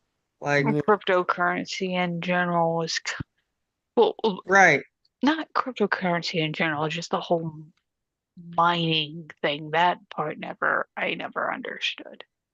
yeah. Well, the Yeah, either. mining by But I have Bitcoin. mining is basically using the computing power, or donating the computing power of whatever machine that you're mining with, using that power to run the Bitcoin system, the servers and stuff. So instead of having a central server somewhere that they're running this off, it's like a decentralized So you're network where saying everybody, all these, like a person has four computers in their house and they set two of them to just completely is it like a code you just I mean, they basically use a part. I mean, well, this is back in the nowadays, it's not really viable to mine Bitcoin unless you have actual servers and stuff. But back in the early days, you used to be able to use it like individual computers and actually make meaningful progress. But the idea was that in exchange for using your computer's processing power to run the blockchain, um, they return these, tokens that are Bitcoin, right? And those Bitcoin are basically um, tracked on the blockchain. The blockchain is a public transaction list of all of the Bitcoin wallets and where they've, you know, um, I don't know. It's hard to explain without, I got uh, it enough. but yeah. But So nowadays you would need literally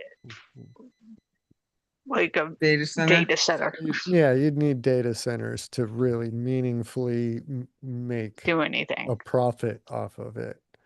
Um, so yeah, but um, back in the early days, you could basically have it running off of your computer in the background. And then Um, you get few these years ago, tokens, and then at some point, well, not at some point, the idea was that these could be um, exchanged for actual Money at uh, some point. actual currency. And so the Bitcoin, um, I don't know. You explained enough Um, that now I understand.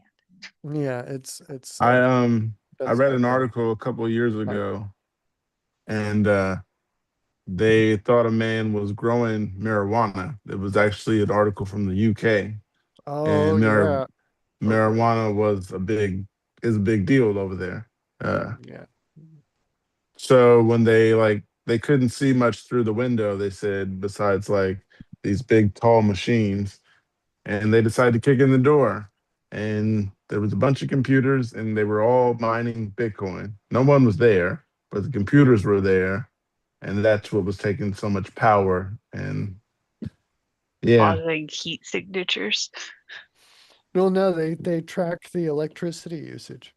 They yeah. look at so And they this is see Well, I meant new. like the they see lights who's would be got whatever. all of the lights that they're feeding the plants with, and so that's one of the ways that they identify grow houses is by looking at the power bills, basically. So yeah, that's historically been a pretty reliable proxy for lighting. But nowadays, LED lights are much more efficient than the old sodium light, and the um, computers and data, blockchain or Bitcoin mining, blockchain, um, and other. It's more power hungry. So yeah, I don't know how long ago that article was, but It was in 2023. yeah, I mean that makes sense. I Uh, got another article here though. It says Campbell man chokes after swallowing bag of weed during traffic stop. A Campbell man traffic stop could have turned into more dangerous situation. The Ohio State Police released a video on their Facebook page of the traffic stop involving a 24-year-old Stephen Alash of Campbell. The traffic stop happened on Interstate 76 on July 3rd around 8:18 in Rootstown Township. State troopers say the initial traffic stop was due to speeding after clocked him at 94 miles per hour and a 70. After approaching the car, and Trooper Hoskins of the Ravenna Post noticed that Elash was choking. Trooper Hoskins performed the Heimlich maneuver on Elash, who eventually spit out a bag containing approximately 5 grams of suspected marijuana. A Rootstown Township fire crew was called out to evaluate Elash following the incident. Alash is facing charges of possession of marijuana, speeding, seatbelt violation. His first court date is July 21st of Ravenna Portridge Municipal Court. You can watch this video below. Yeah, he thought he was going to get caught. The only other thing was to swallow it. No, that's just gonna be bad all the way through your system. yeah, Mm. that'd be a hell of a thing. Can you imagine dying over 5 grams of weed? Um, no, Sounds like he left it in a bag too. I hope he wasn't hoping to retrieve it. Probably was. he was probably hoping he could figure down his throat later on, and Yeah. after this guy's gone, then I got it. Yeah. 5 grams is probably cost more than it would here. Five grams isn't that much. They got Ace for $8 around the corner. This one place my mom just showed me. But What? Eight yeah, dollars. $8 Ace. Yeah, some new company. But yeah, marijuana's That illegal in those sounds states. Mar- sketchy. Yeah, Some I some don't new think that's high company grade at way all. cheaper than everybody else. That sounds a little, I Maybe don't I'll know. show you a picture one day. Yeah, But today I don't have one. I don't know. It was good weed. Good Yeah. enough. $8. Good enough Uh, for better than That's I true enough. expected. yeah. Uh, I mean, I would not have high expectations for $8. So yeah, I was yeah, surprised. that would not be a high Um, bar to be better than expected. yeah, it was good weed due to the circumstances. Well, no, it was good weed, period. But yeah, it was $8. That's what surprised me. The price surprised me, but it was good weed, you guys. Um, way better than I expected for $8. But my mom was surprised and got some.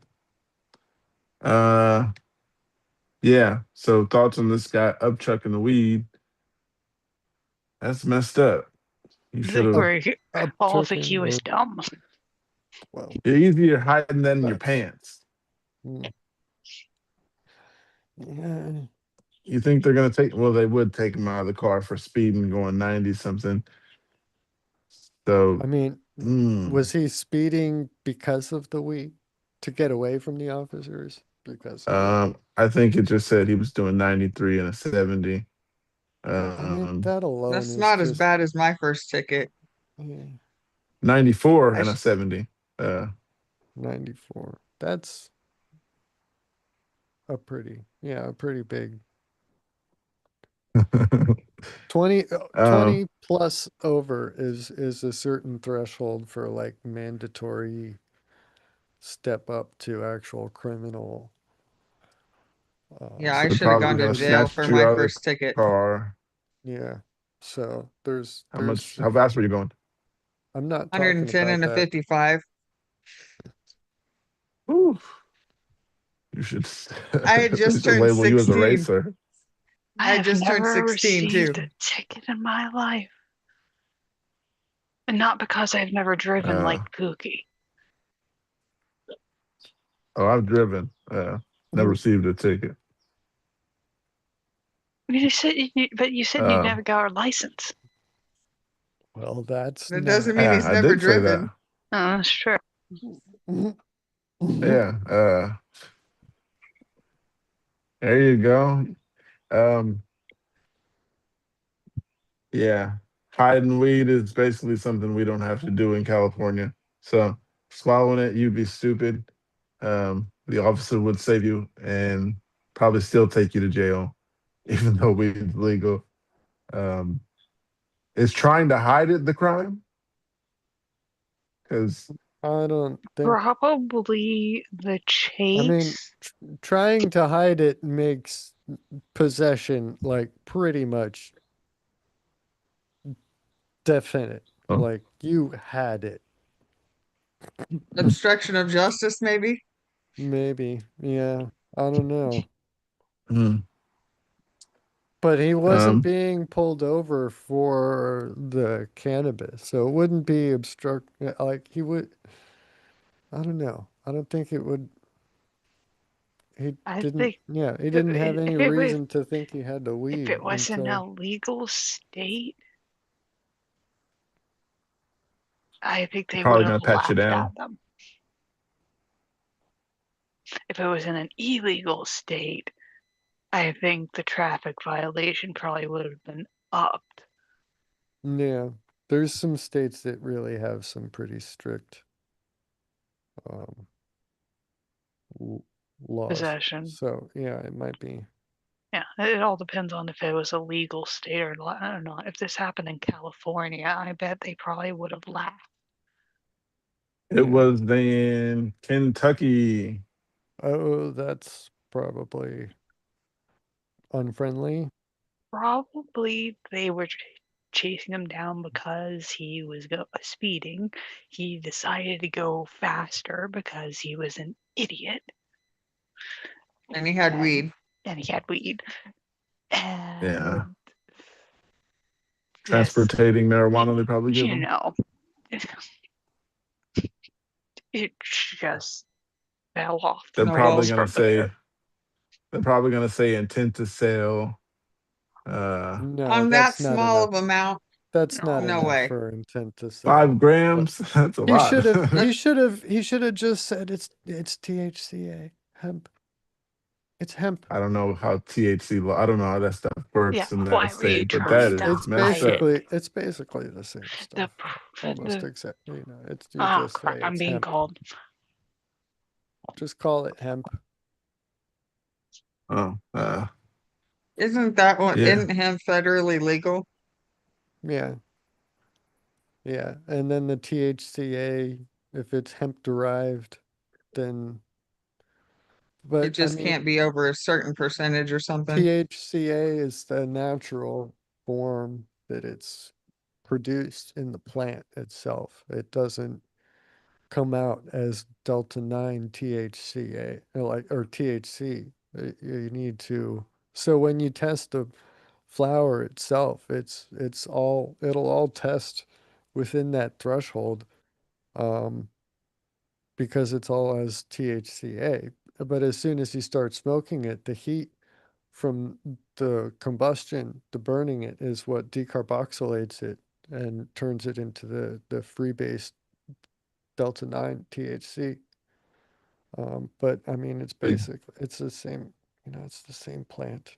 I love my mother. Speaking There of is freebase, no stopping that woman. speaking of freebase, there's a post here that says suspect caught on video hiding crack cocaine in the Ooh. ceiling of the police headquarters. Oh, Jailhouse surveillance video captured a Nebraska man stashing crack cocaine in the ceiling of an interrogation room, officers said. He should have known those have cameras. I Anyhow, mean, the yeah. Douglas County's attorney's office released a video to ABC affiliate KETV of an October incident which suspect Thomas Hartman is seen putting a chair on top of a table inside of an interrogation room at the Omaha police headquarters, climbed atop it, lifting the ceiling tiles and stashing 8 individually wrapped packages of crack cocaine inside, according to Omaha Police Department public booking arrest report obtained by ABC News. Officers caught him in the act and end quote, you're at a freaking police station, man, and you put a chair up and tried to get in the ceiling. An officer can be heard telling Hartman on the surveillance tape. Mm. The officer is seen searching the ceiling and a small white bundle falls out. The officer doesn't see it initially, but later, another officer is seen straightening up the room on the surveillance tape when she discovers the drugs. End quote. Mother, she probably said mother effer because there's some Mm, blanks. Anyhow, I mean, she can be heard uttering on the video as she mother leans down. forker. Probably. Most likely she said that. Fork. Mother fracker. Anyhow, she can be heard uttering on the video as she leans down to grab the bag of crack cocaine, which had fallen under the table when police searched the ceiling. The scene began when Hartman allegedly falsely accused of his cousin Trental Clifton of robbing him at gunpoint for $445 in cash and a Samsung Galaxy phone worth $65, according to the incident report obtained by ABC News. Police detained Clifton, but he told them he was at a local mall at the time of the alleged robbery, which police confirmed the mall security. Oh, confirmed with mall security. Okay, so he was at the mall. Hartman's girlfriend, Jacqueline Jackson, told police the robbery did not happen, and Hartman eventually admitted he had made up the allegation, according to the public booking arrest report. At the scene plays out on As the scene plays out on surveillance tape, police was also talking to Jackson in a nearby interrogation room where she told detectives she was doing sexual favors in exchange for money as directed What? by Hartman. Oh, wow. The As video shows Hartman banging on walls and yelling for his girlfriend, end quote, babe, babe, he yells out. I think they're going to take me to jail, get the money, and bomb me out. Hartman was booked for possession of controlled substance with intent to distribute and false reporting, according to the public booking arrest report. He was convicted of possession of a controlled substance and sentenced to 9 months in supervised release. The Douglas County Attorney's Office said. That's the end of it. That's an ABC thing. Yeah. Okay, I think I missed part of it. But let me see if I got it correct. He And calls the police on his girlfriend, uh, on his cousin, I on his his thought. cousin, cousin. I think. Yeah. They Falsely. show up and then find his stash. Yeah, falsely. Then Falsely. find his stash instead. No, Not that bright. he's at the interrogation room by then. They don't show up and then find his stash. They take him to the I mean, not to the emergency room, to the interrogation room, and he is on camera trying to hide it in the ceiling. Um, yeah. Okay, yeah, I missed So that part. yeah, I'm wondering how did he end up in the interrogation? Did he go to the police office with this supply um, to Very much file the likely. report, or did he file the report somehow and then they go and get him and take him to the police? They wouldn't do that. I mean, I read you the article. You're asking me questions. Right. Uh, I'm just thinking out yeah, loud. man. Timeline is weird. How would he end up in the police office with all of those baggy, like individually wrapped baggies of, Why would you go to the police department like that? right? Why would you? Like, unless he was brought to the police office or with them already on him unexpectedly, right? If he wasn't thinking he was going to be at the police station, that would explain why it Mm-mm. could be on him. But then why would they bring him there like that? They don't do that for people who normally just file a police report, do they? I don't think that Uh, they My don't report go was and, taken over the phone. yeah, they don't go and get you. Um, I sent you so the article so you can look deeper yeah, into it. it's weird. But I mean, you there's looking for rationality in the mind of a crack addict is probably not He was necessary. more than likely a dealer than an addict. Ye- Well, that And Uh, doesn't, they're not mutually exclusive. Um, wait, how not? user at the very, trickle down effects. you could be a user who's dealing, getting high on his Could be, supply. That could could be, explain poor decision making. very much possible. And then how is he going to get them back out of the police station after stashing them in there? This is Maybe he just wasn't going all to get him kinds back. of, yeah. But then what? I mean, right. Rather So give him up than get caught with him. he would have to, oh, and then the top down view of him, yeah, yelling at the wall. I don't have the audio turned on, so I don't know what he's saying. It But sounds yeah, like he's high it on his own does supply. not, it does not look like, yeah. I mean, maybe he's not dealing. Maybe that's why. Maybe he's just got that supply. Uh, I don't know. Yeah, we're stuck on him dealing. It's man. We That can't. was out of him. Right. Then. Oh man. Oh, it's so sketchy that table, the chair, is sticking this little like. It looks like a the type of chair you'd see in a school, right? The little plastic with the four little metal legs and just those little metal feet on the table. It looks like it's ready to slide off with him on it as he's trying to climb up. Yeah, and then getting up close, looking straight into the lens of the camera. It's like how could he, what, what is He going had to on? know he was I on don't know. camera. Yeah, I mean, he clearly, yeah, it was like, he was like, Hoping the camera was off, maybe. Hmm. yeah, I don't know. How could he tell by looking into the lens like that, though? I don't know.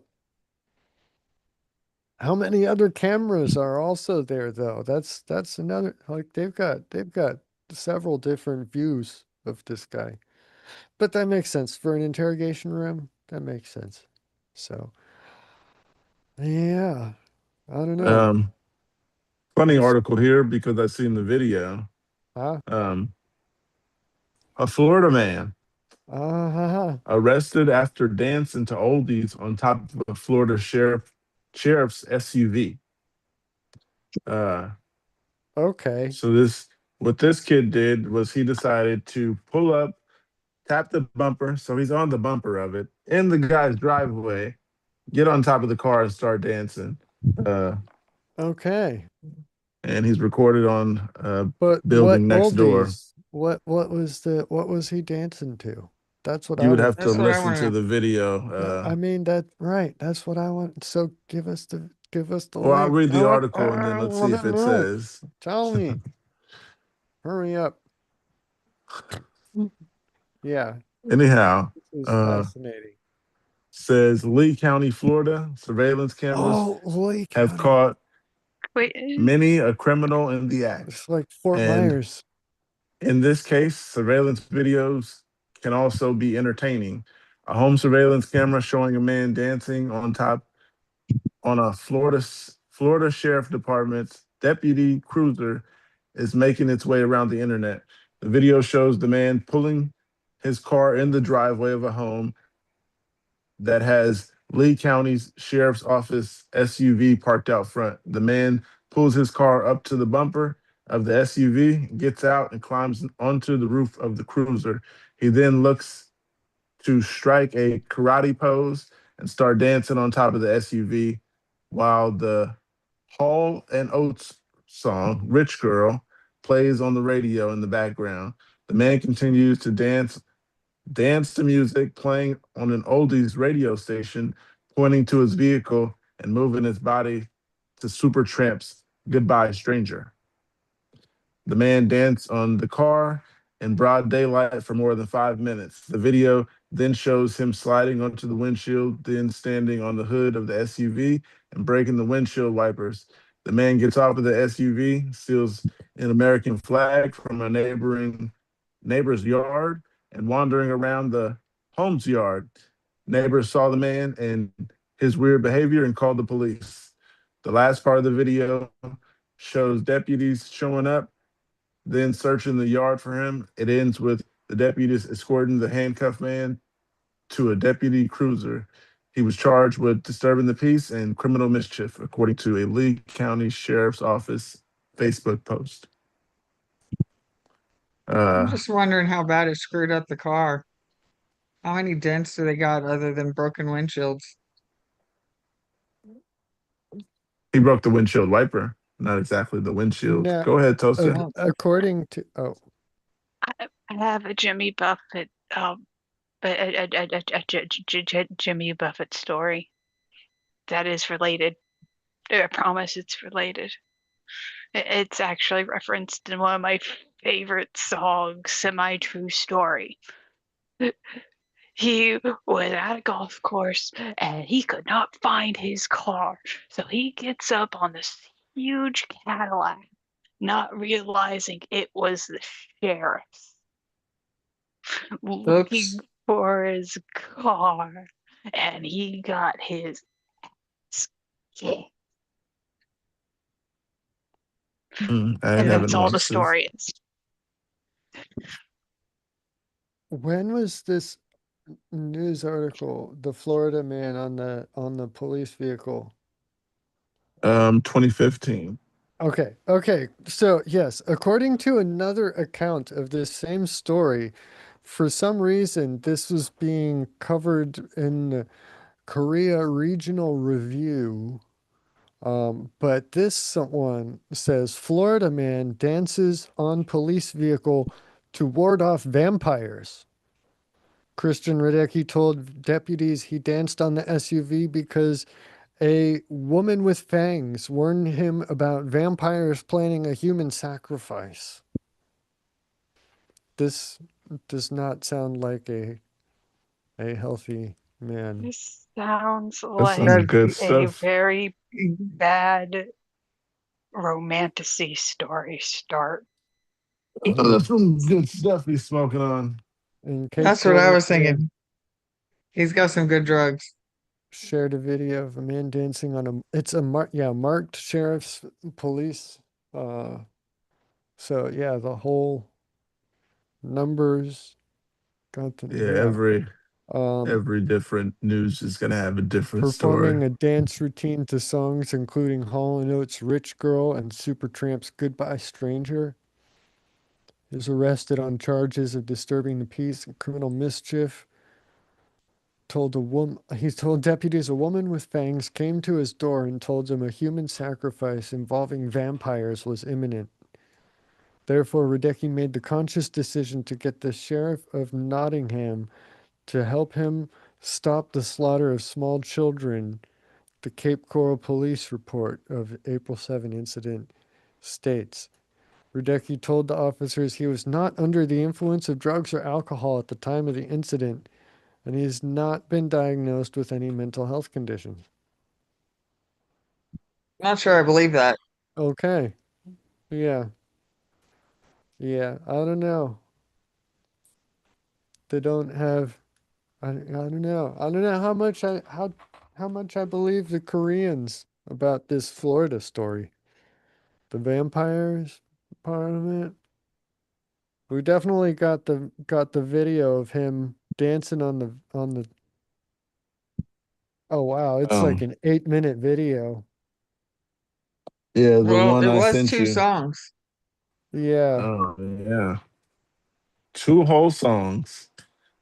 Plus, when he's So driving up and hits the car, they didn't say that. But yeah, their bumpers are connected the whole time, the whole video. Yeah, I sent the link to you. Can check it out. He's literally dancing for a whole 8 minutes. yeah.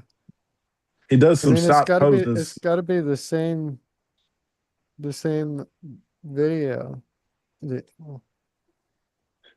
He does some stop and poses every now and then. Then he does the flying like a bird.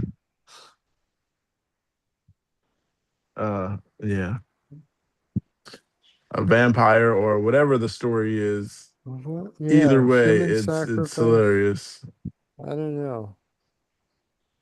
Something about that. You don't believe the Koreans?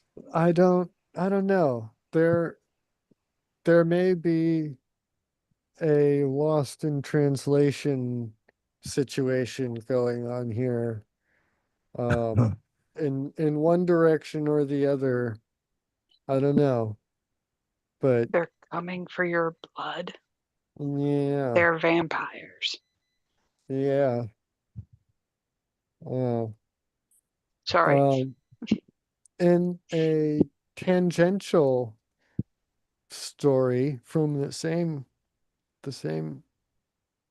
uh same place. But have you guys seen or heard about that like mutant raccoon in Seattle? That's yeah, No. yeah. They're calling him Jimothy. Um, Yeah. he's Oh yeah. wait. Go, you anybody That watching this? Anybody that listening? Whatever.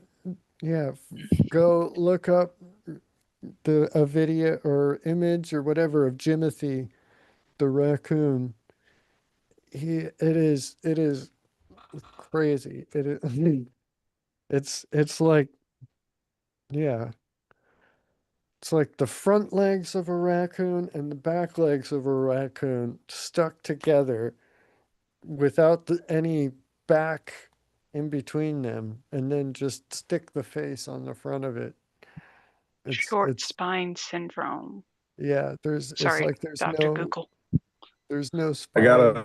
So a the whole length of the spine, the tail up to the neck is all kind of squat and shortened down. Yeah, he So does seem to have a bobtail. he's probably, I fun mean, fact. he's I'm an hour and 17 minutes late. for what? His meds, it looks like. Oh, why? I'm on time now. Well, if Slack. the time was now, but I forgot. Mm. The Mm. yeah. I guess the urban landscape must be fruitful enough to provide for a raccoon with physical handicaps like this, right? The Americans with Disability Act. Seattle is accommodating this American raccoon and its disabilities. Taking care of him. Yes. What's going on again? He made a joke. The raccoon. Yeah. The it's like the handicap accessibility for the raccoon. They're accommodating him. There's enough food and everything. The Mm. the city of Seattle is handicap raccoon accessible. Mm. Hmm. Have you looked up a picture yet? Do I need to send a No. picture? No? I did. Why? Um, Here. I got an article instead of a picture when you're if you're ready. Unless you got No, an you article need to ready. see the raccoon. Before we can move on, you need to see the raccoon that we're talking about because it is hilarious. Oh wow. Okay. I see. Yeah, Yeah. Jimothy, Jimothy. Yeah, a viral Seattle star. yeah. Uh, It's like the face of a raccoon stuck to the like front legs and back legs of a raccoon with a little bobtail and almost no spine in between any of it. it looks Without like the it'd be a longer baboon in the spine, back. the shorter arms really makes for an interesting. Yeah, it's it's You a guys want very to know who Jimothy is? Check him out and press thumbs up. yeah. Jimothy is an And odd looking raccoon. Maybe he got hurt by something and never got it fixed. no, it looks like from what this article is saying, Marcy Logston, an associate professor at Washington State University's veterinary teaching hospital, said Jimothy was likely born this year. Um, she said she could not diagnose him without an examination, but his unusual appearance is likely the result of a congenital deformity of his spine.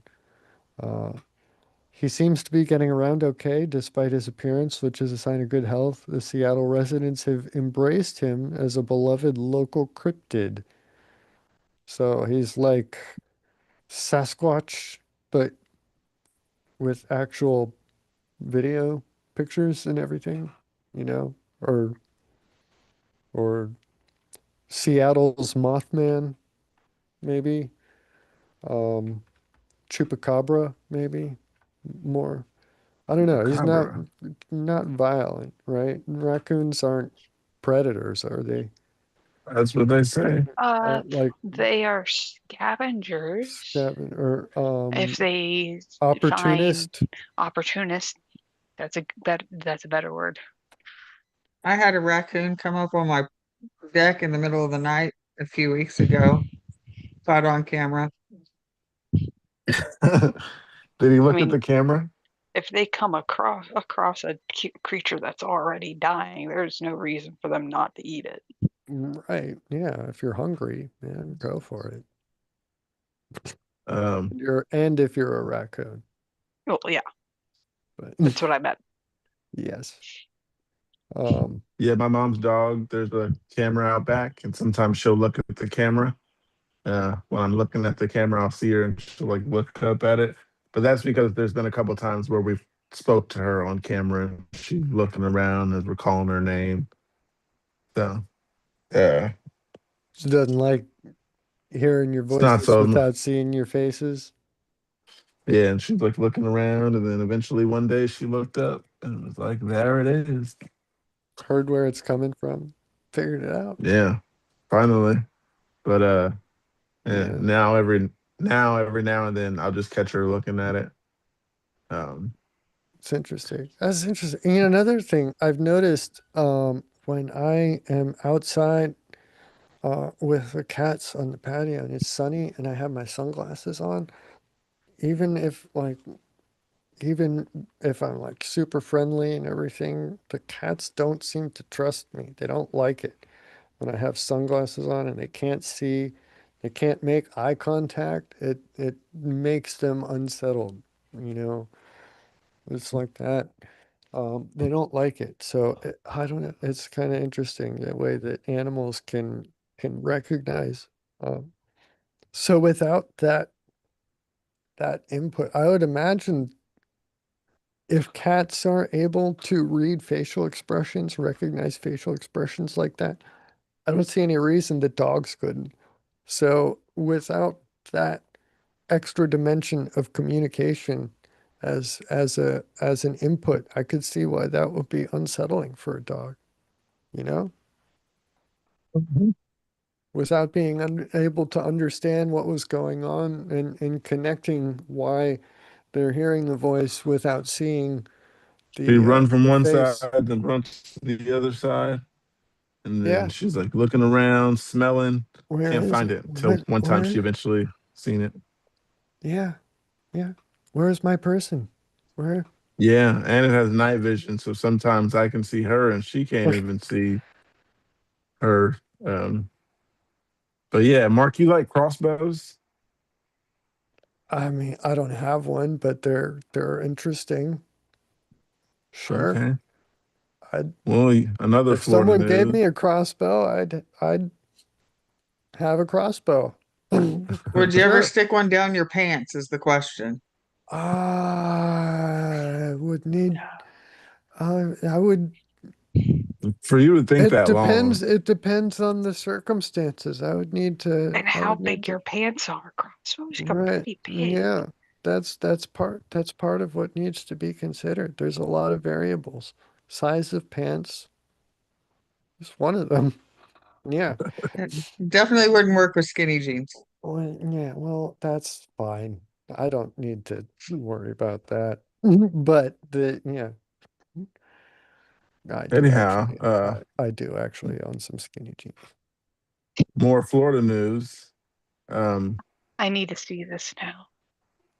says Florida man accused of stealing crossbow by stuffing it down his pants. An arrest warrant was issued this week after surveillance video alleged allegedly showed the 46-year-old man stealing the crossbow from a store. A Florida man already charged in burglary case now faces another charge for allegedly stealing a crossbow by stuffing the weapon down his pants, officials said. The video released by the Brevard County Sheriff's Office on Brevard. Tuesday shows the thief, Brevard County, um, shows the thief at a True Value hardware store that occurred on January 22nd, but was not discovered until around 2 weeks ago. Oh, wait. Yeah. According to the court documents, the video shows a man carrying a crutch in one hand and the crossbow in the other hand into the aisle, stuffing the weapon into his pants, and then resume walking as though he required a crutch. I Yeah. mean, yeah, it is not subtle. At all. I just have to say that it is not at all subtle. I am Okay. surprised you got away with it. I'm Workers in the sorry, that's store. just stupid. If you're going to need to act as, I'm sorry for the word, crippled to get out of the store that way as you go in. I am not giving any thief stealing advice. It's just I mean, you are a little bit, but Yeah. I don't want It's you kind of common sense. to. There you go. Thank If you need a if you need a crossbow, crutch pay leaving the for it. store, you would have needed it going into the store. Correct. Well, I don't Um, know, unless you're doing a slip and fall. you. Yeah, but then So, why mm, would you have the crutch with you in the first place? I don't know. You're wasting time. It was just a statement of need, needing it on the way out more than Mm, on the way in. that's Yeah. good planning. You He wouldn't probably have didn't. it though, right? Yeah. How do you know or not if he planned to go in there to steal it? Because Uh, y- it could be a I, spur of the moment thing, and you didn't plan to get it. Then he seen the crutch, and he's like, mm, "Oh, I could do this." Um, I doubt that. That just it looks like Why the spur of the crutch. moment. It looks like the crutch was brought as part of a sort of an excuse for walking weird. And I my don't know. question is, why are the crossbows so readily accessible? Yeah, I was gonna say, why Oh, are they not Uh, behind a counter or that's a locked Florida thing. some way? A crossbow like that is not a small ticket item. I I'll mean, finish the article real quick. yeah, I want to know Says how much that crossbow's worth now. workers at a store in Mims noticed two crossbows missing February 6th and Two? checked the surveillance video. The sheriff's office said an arrest warrant in the Brevard County was issued Monday for the 46-year-old man who was in jail in a nearby Seminole County, and burglary charges records show. The suspect faces a charge of felony petty theft in relation to the crossbow theft, according to the sheriff's office and online. A public defender office representing him in the Seminole County case did not immediately respond to the request for comment on Wednesday night.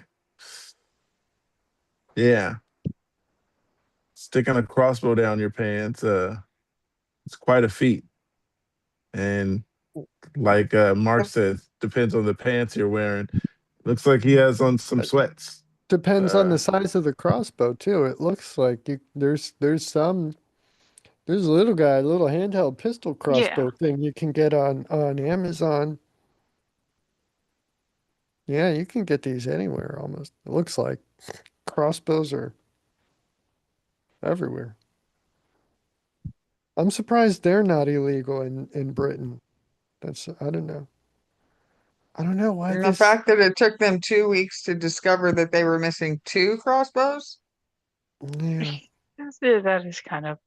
I I mean, guess he did you don't. pull it off kind of well then. Yeah, he did get away with it, and he got all the way. I mean, yeah, he got caught weeks later.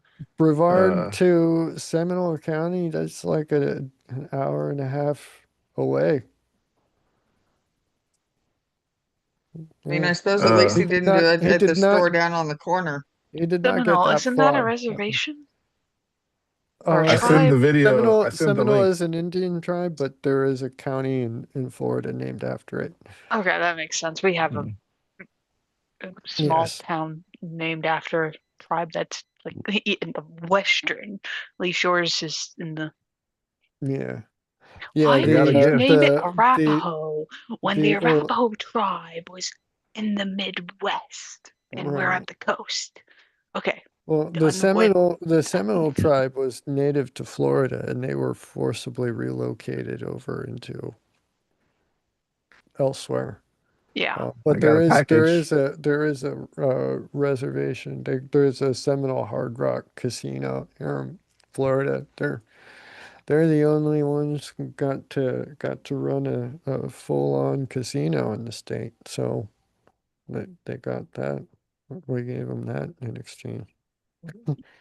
But yeah, it's the Orlando Sanford area is within like Orange Seminole County. So it's like not that couldn't have been I that got a far. gift. I need to learn more about the native peoples. Yeah. It's Oh, a it's my bracelet. yay. What bracelet? Oh, My other bracelet. It's kind of Oh no. uh wobbling. fell apart. Uh, Okay. so I got another one. I almost forgot what it was. I'm like, what the hell is this? Um, Timo, they said they would send me some gifts. So I assume something's coming from them. Uh, like you pick a bunch of stuff and then it's supposed to send you some of those things. So far, I've received a pair of underwear. Nice briefs, so. But yeah, finally got it. Um, Fun, cool info stuff here. The Seminole Tribe of Florida is a federally recognized Native American government known as the Unconquered People, operating 6 reservations headquartered in Hollywood, Florida. So, history and unconquered status bullet points from Google, their AI overview. The unconquered status descendants of about 300 ancestors who eluded U.S. military capture and removal during the 19th century Seminole Wars never signed a peace treaty. Good Um, job. yeah,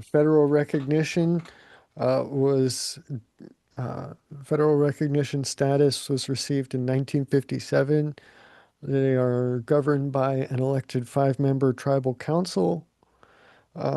Yeah, reservations and economy. They got 6 distinct locations: Hollywood, Big Cypress, Brighton, Immokalee, Fort Pierce, and Tampa. So yeah, gaming and enterprise. The vast majority of the government and community funds through Seminole Gaming and the ownership of Hard Rock International. Yeah.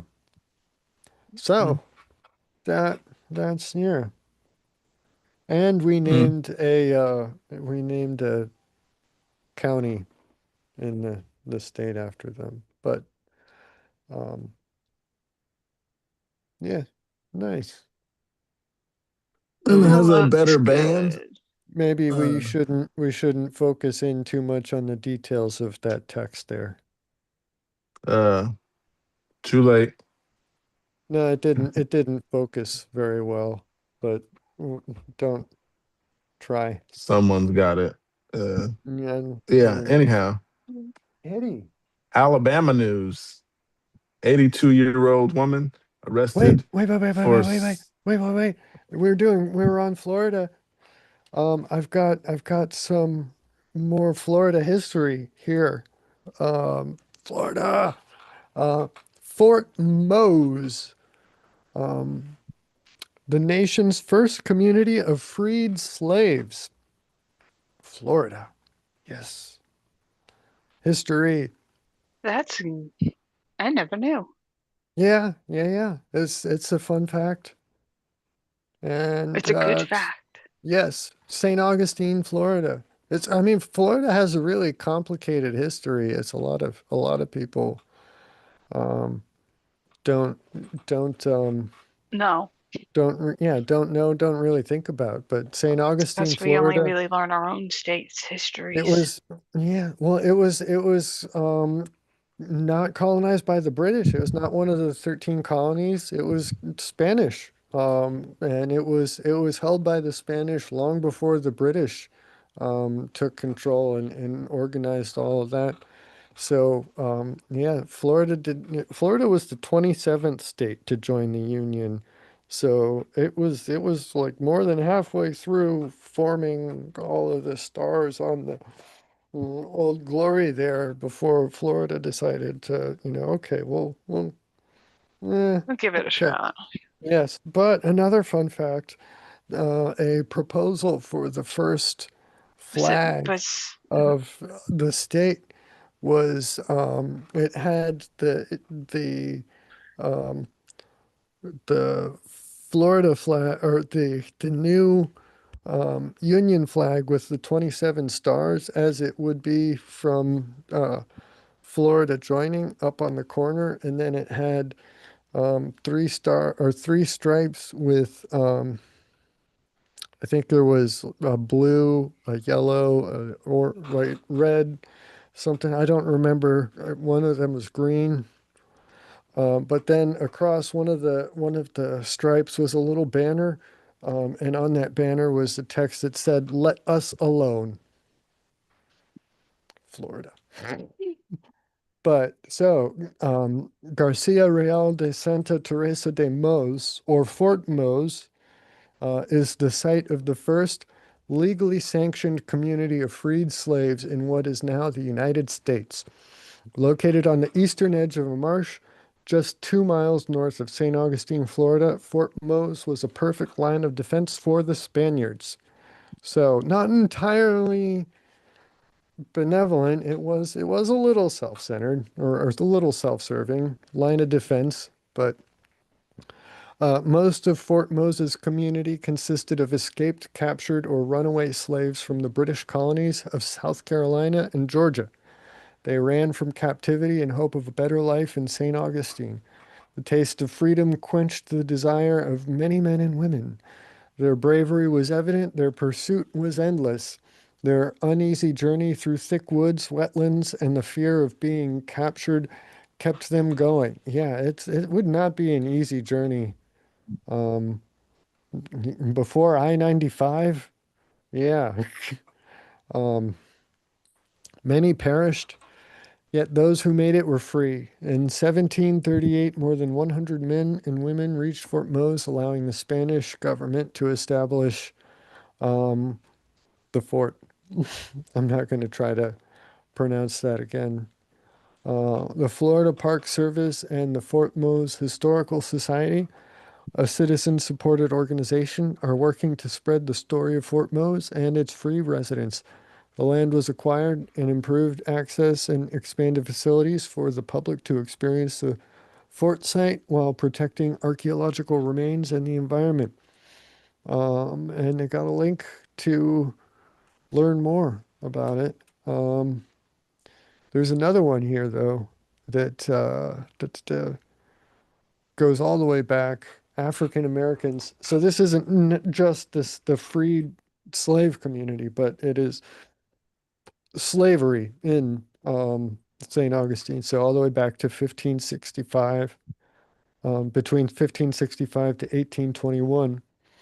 Um, excuse me. The institution of slavery in Spain was different from that of other European nations. I'm not sure how much I believe that though. Spanish slave states or slave laws granting enslaved people certain rights and protections were derived from ancient Roman traditions and had been incorporated into the Castilian code known as the Siete Partidas in the 13th century. These laws were not based on race, and Africans joined slaves of other races and ethnicities who had been captured in, quote, just wars, been condemned, or had sold themselves into slavery. So it doesn't sound, I don't know, sold themselves into slavery sounds reminiscent of Levitical law, right? T- um, there was indebted individuals in um, biblical time could sign Yeah, themselves over to um, slavery, you call it, but they still had certain conditions of treatment and more of a everything. serfdom, Yeah, or like yeah, indentured which wasn't, servitude. yeah, which isn't And that a different, period, really. yeah, a period of 7 years, and then they could Yeah, either it was be freed always or only continue to seven live years. in the, yeah. And then they had the option, the choice to continue living under the household of the, That came from the 7 years came from Leah and Rivka, the story of Leah and Rivka. I'm not familiar off the top of my head. I don't know if you want to go into that, or uh, should we I got keep another going article. on the, go ahead. Sorry, that's a Lizzie, do you want religious to talk? thing. Well, I don't know. I got an article here. Just well, I didn't Oh, you want to even stick get on Well, through. Florida news? I didn't even get past the first paragraph here. oh, But I Oh, sorry. mean, if you want to go on, it goes on to talk a bit more about, well, talk a lot more It touches on Fort Mose here too. Here, I'll drop this in the comments here if you want to. Let me read this article, or was that a no? Do you want, I don't know, do you want, I'm trying to figure out, do you want to read your Oh, article go or do you ahead. want I'll to, let you finish. okay. Oh, okay. Yeah, well, never mind. Here, this makes sense. So it goes on to say, yeah, very next sentence, if I had just read. This philosophy was held in the context of a country steeped in the Catholic religion. So yeah, they would have gotten that from the Bible, derived. That would explain the similarity. All men, both free and enslaved, were brothers in Christ, and it was the responsibility of masters in the church to teach them the rudiments of the faith so that they might be admitted into the church and enjoy all its sacraments. Since these sacraments include marriage, the sanctity of the family was protected by requirements that family members not be separated. The brotherhood in the church sometimes served to tie enslaved people to those who owned them in intricate kinship arrangements, such as owner serving as godparents and marriage sponsors. Interesting. As Spaniards conquered and colonized in the Americas, they were charged with a dual purpose to bring wealth to the Spanish crown and to bring souls to the Catholic faith. That's familiar. They established mission systems across all the lands they claimed, Christianizing Native Americans and creating an extensive network of farms and information gathering sources in the process. Africans, both free and enslaved, were part of Spanish armed forces, both in Europe and in their first expeditions across the Atlantic. Um, that's interesting. Yeah, the entire Iberian Peninsula had been conquered by, well, yeah, in the initial Muslim conquest, 711 um, is all the way up to the Pyrenees Mountains. So that, um, and there had been multiple waves. It wasn't until 1492 that the Reconquista had been completed, and the the Spanish monarchs had fully pushed the Muslims out. But there had been waves of sub-Saharan Africans coming in and conquering and being the rulers. Um, so I wonder if that has an influence on the viewpoint there compared to England, which had never been under that sort of rule um, from Africa. But anyway, um, when Pedro Menendez de Aviles established St. Augustine in 1565, he was accompanied by both free and enslaved Africans. They worked on early fortifications, sawed timber, and built several structures, including a church, a blacksmith shop, and an artillery platform. They cleared land for planting and harvesting the crops. In October 1687, the first recorded fugitive slaves from Carolina arrived in St. Augustine. Governor Diego de Quiroga dutifully reported to Spain that 8 men, 2 women, and a 3-year-old nursing child had made good their escape in a boat. 6 of the men were put to work on the new Castillo de San Marcos, but 2 others were assigned to work with the blacksmith, a possible indication that they had already had skills in that area. The women became domestics in the house of the governor. All were reportedly paid for their labor. When an English official arrived the next fall to claim them, Governor Quiroga refused to release them on the grounds that they had been converted to Catholicism, had married in the town, and were usefully employed. Thus, a fugitive slave policy began to evolve in the Florida colony. In 1693, King Charles II issued the first official position on the runaways, quote, giving liberty to all the men as well as the women so that by their example and by my liberality, others will do the same. In the decades following the king's decree, many more enslaved Africans escaped from the Carolinas and found refuge in Spanish Florida, prompting additional royal decrees in 1733, reinforcing the offer of freedom, prohibiting the reimbursement of the English for escaped slaves. Yes, you gotta stick it to the English. And requiring 4 years service to the crown in order to become free. Okay, so you can't entirely just, uh, but I mean, 4 years in exchange for the protection that comes with not being given back over to the British. I don't know. What do you think? That's kind of, plus the 4 years, it doesn't sound like they're still enslaved by the Spanish during that 4 years, right? Not necessarily trading one slave master for another. It's just one slave master for a boss who employs you, sort of. But Definitely sounds like I a mean, better situation than being returned. I would, yeah. If you're free to get married and you're not getting returned to, your former slaveholders, or former owners, let's just say, I mean, because yeah, let's just be real, right? Former owners. Yeah, I think that's a pretty good deal. But Something I thought was funny. mm, Uh, all those dates you were naming, I have mm. no idea when slavery ended, started, what century it was in.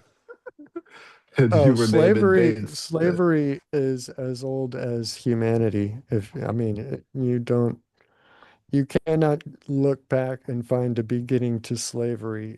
It I remember started, pictures where they were, yeah. yeah, humans were the first ever recorded commodity sold, bought and sold between, yeah. So I don't know. I've seen I don't videos know of child labor in Europe. how, Um, those videos are harsh. yeah, but I mean, I don't know. It's complicated. There is no one single answer. Slavery began, with the concept of civilization, essentially. That's what built civilization to begin with, was slaves, right? Building everything as Was far as there we can anywhere record. still being enslaved? Yes. Yeah. It just kicked back up in Afghanistan. Chattel slavery, um, Mm. brought back to life, revived by the Taliban now that we have pulled out of Afghanistan.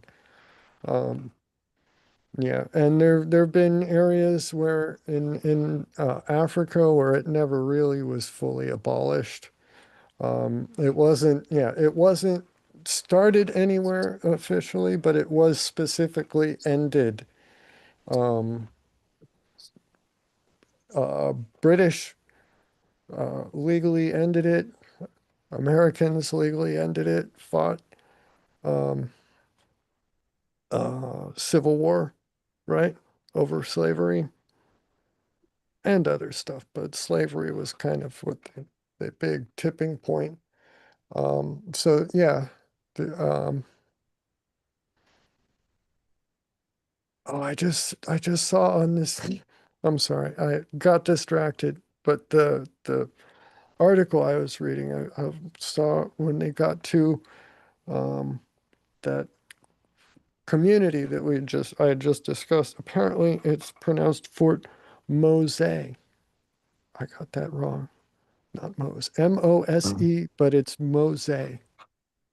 Which, I mean, if it's from Spanish, it makes sense. Mose. Um, but yeah, I mean, it was ended in the like the 18th century or 19th, right? 18, um, I'm 18, no good with 19. dates. That's- Yeah, I'm not, yeah. I don't, I'm bad. I'm brain foggy right now with the way that the 18th, 19th, 20th century, what, or 21st, 20th, 19th century. And yeah, and then the British went around the world, around the globe, and um, fought a lot around the world to end it. The institution of slavery to the extent that they were able. Oh, I just remember. Yeah, it's been practiced, kind of, hushed tone, but unofficially, or not unofficial. It's yeah, and slavery has been still ongoing in Saudi Arabia, and several of the Gulf states. We don't talk about it because they're our allies, but it's not, if you're not Arab, then you're probably not getting paid for your work over there. They don't treat um yeah, certain ethnicities very nicely. Um, but yeah, in the decades following the King's decree, King Charles, right? Charles II issued the first official position on the runaways. Um, so yeah, 1693, King Charles. So right around the turn of 1700 is when the European monarchs started to kind of turn and look, and it sounds like the Spanish king was kind of making it as a jab against the British. And but those, I mean, those ideas of kind of floating around in the Enlightenment era Europe, I mean, they were also being discussed um, in the UK and in the United States. Well, and in the British colonies, I guess I should say. This was in, 1693, so it's about 70 years before. But I mean, the um, the I mean, it's now when we look back, um, it's called uh, the Age of Enlightenment, kind of romantically, we think of it. But that's when, yeah, when a lot of the ideas that became encoded into um, the United States Constitution started getting started floating around, getting discussed openly, like like we see Charles II saying, giving liberty to all, the men as well as the women, so that by example and by my liberality, others will do the same. Right? So he sounds kind of like the OG virtue signaling, right? But look how high-minded and you should follow my example.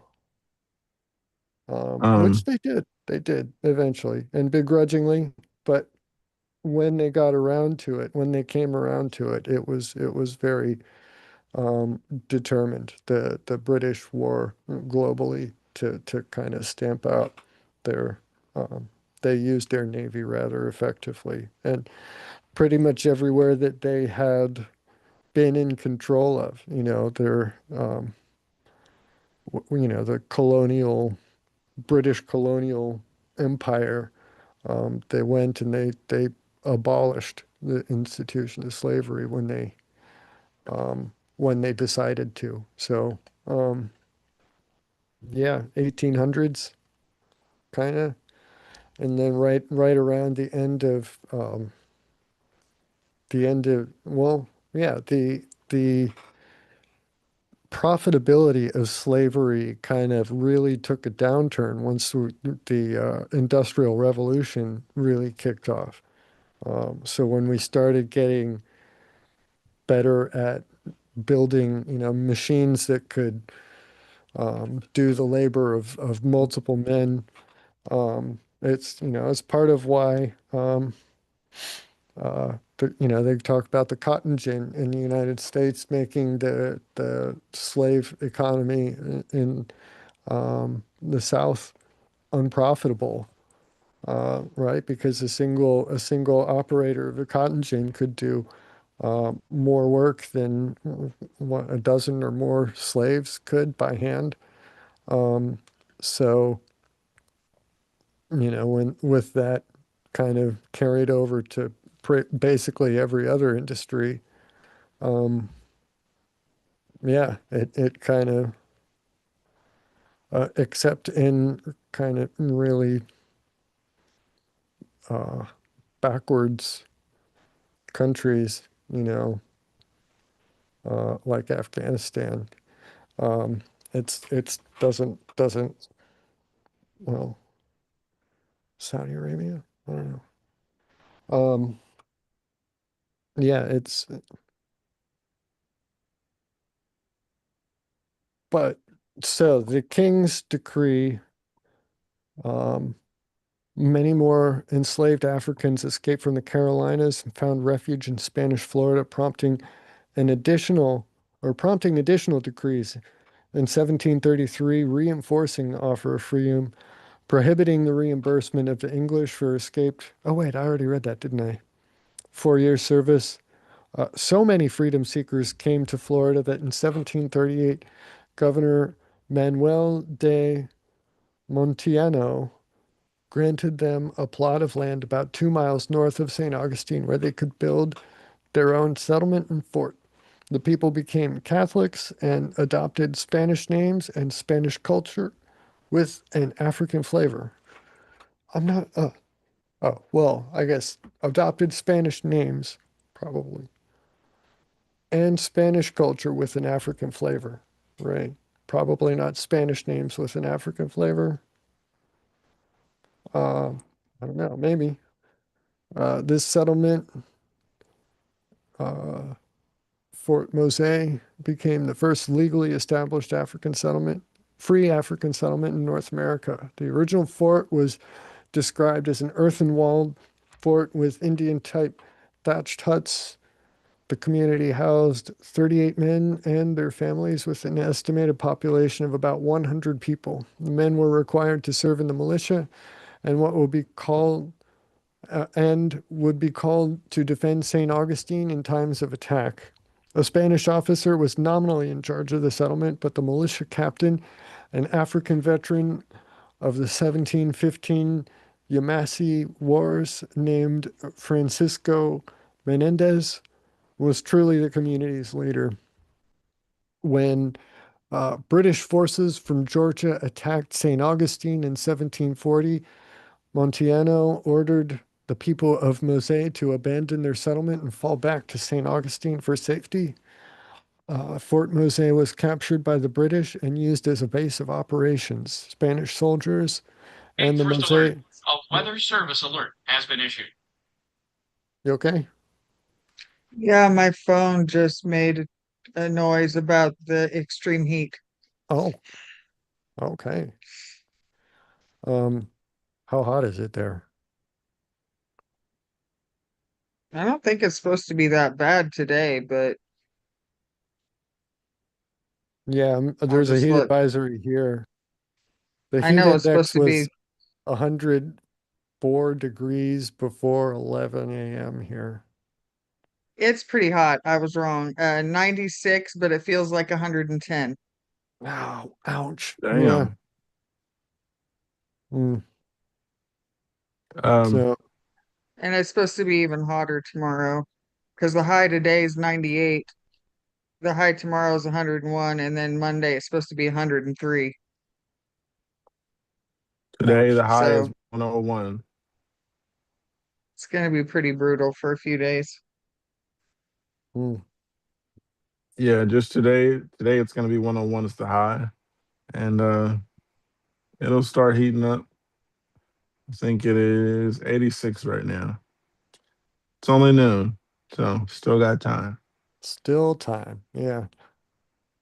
So, Um, Mosé was captured by the British, used as a base of operations. Spanish soldiers and the Mosé militia regained it in a surprise attack, devastated British forces, but the fort was destroyed. So, over the next decade, the people of Mosé lived within their community of St. Augustine until Governor Garcia de Solis insisted they return and rebuild their settlement in 1752.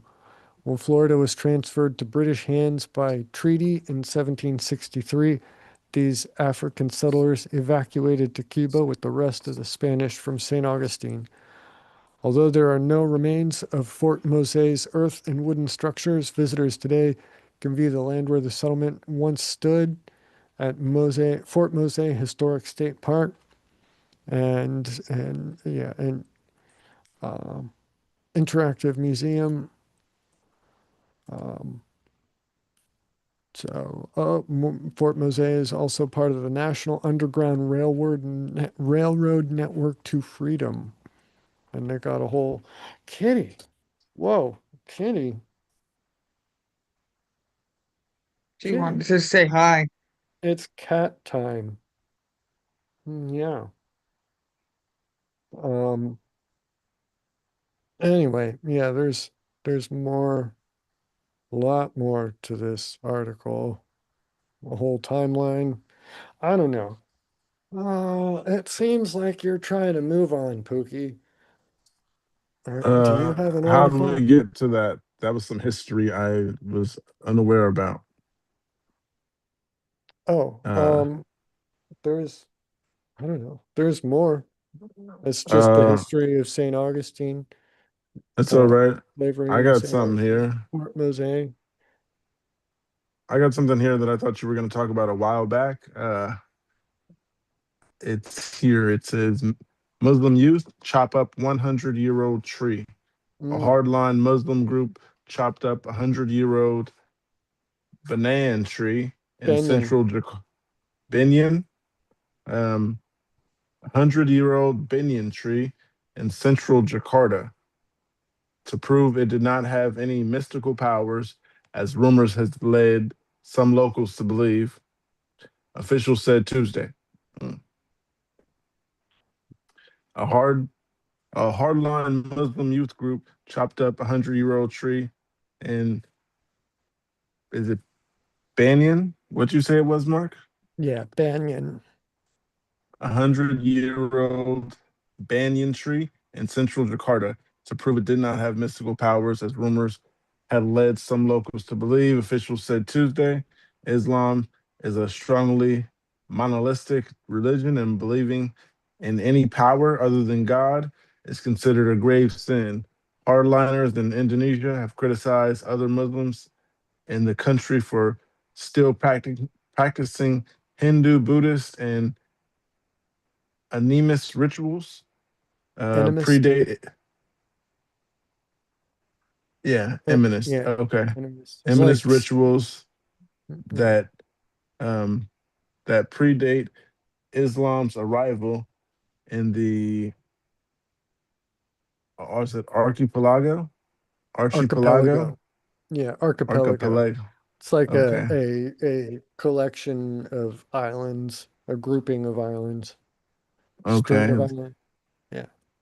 The sprawling tree branches were hacked away Sunday, its leaving just its trunk, said Sarwo Sarwo Handayani, head of the city's park agency. The trunk was still standing but badly disfigured.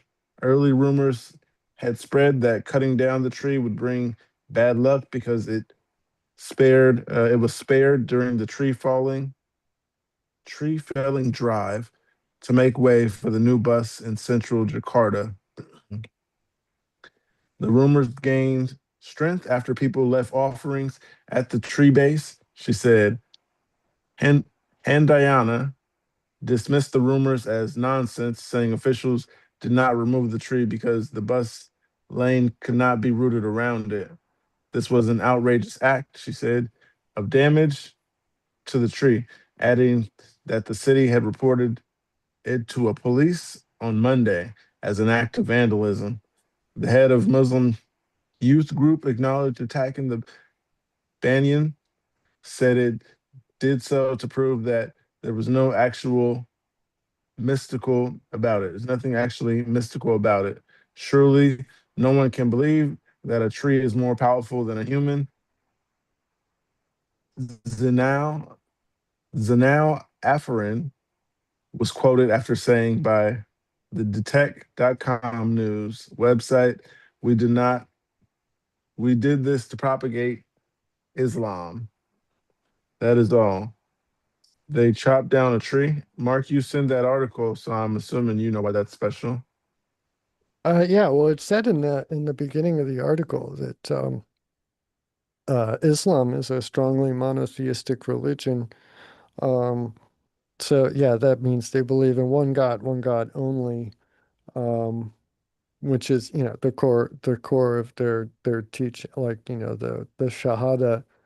Um, it's kind of like their version of baptism, right? In order to become a Muslim, you have to say 3 times in Arabic the Shahada, which is essentially there is no God but Allah and Muhammad is his prophet. In Arabic, 3 times in rows.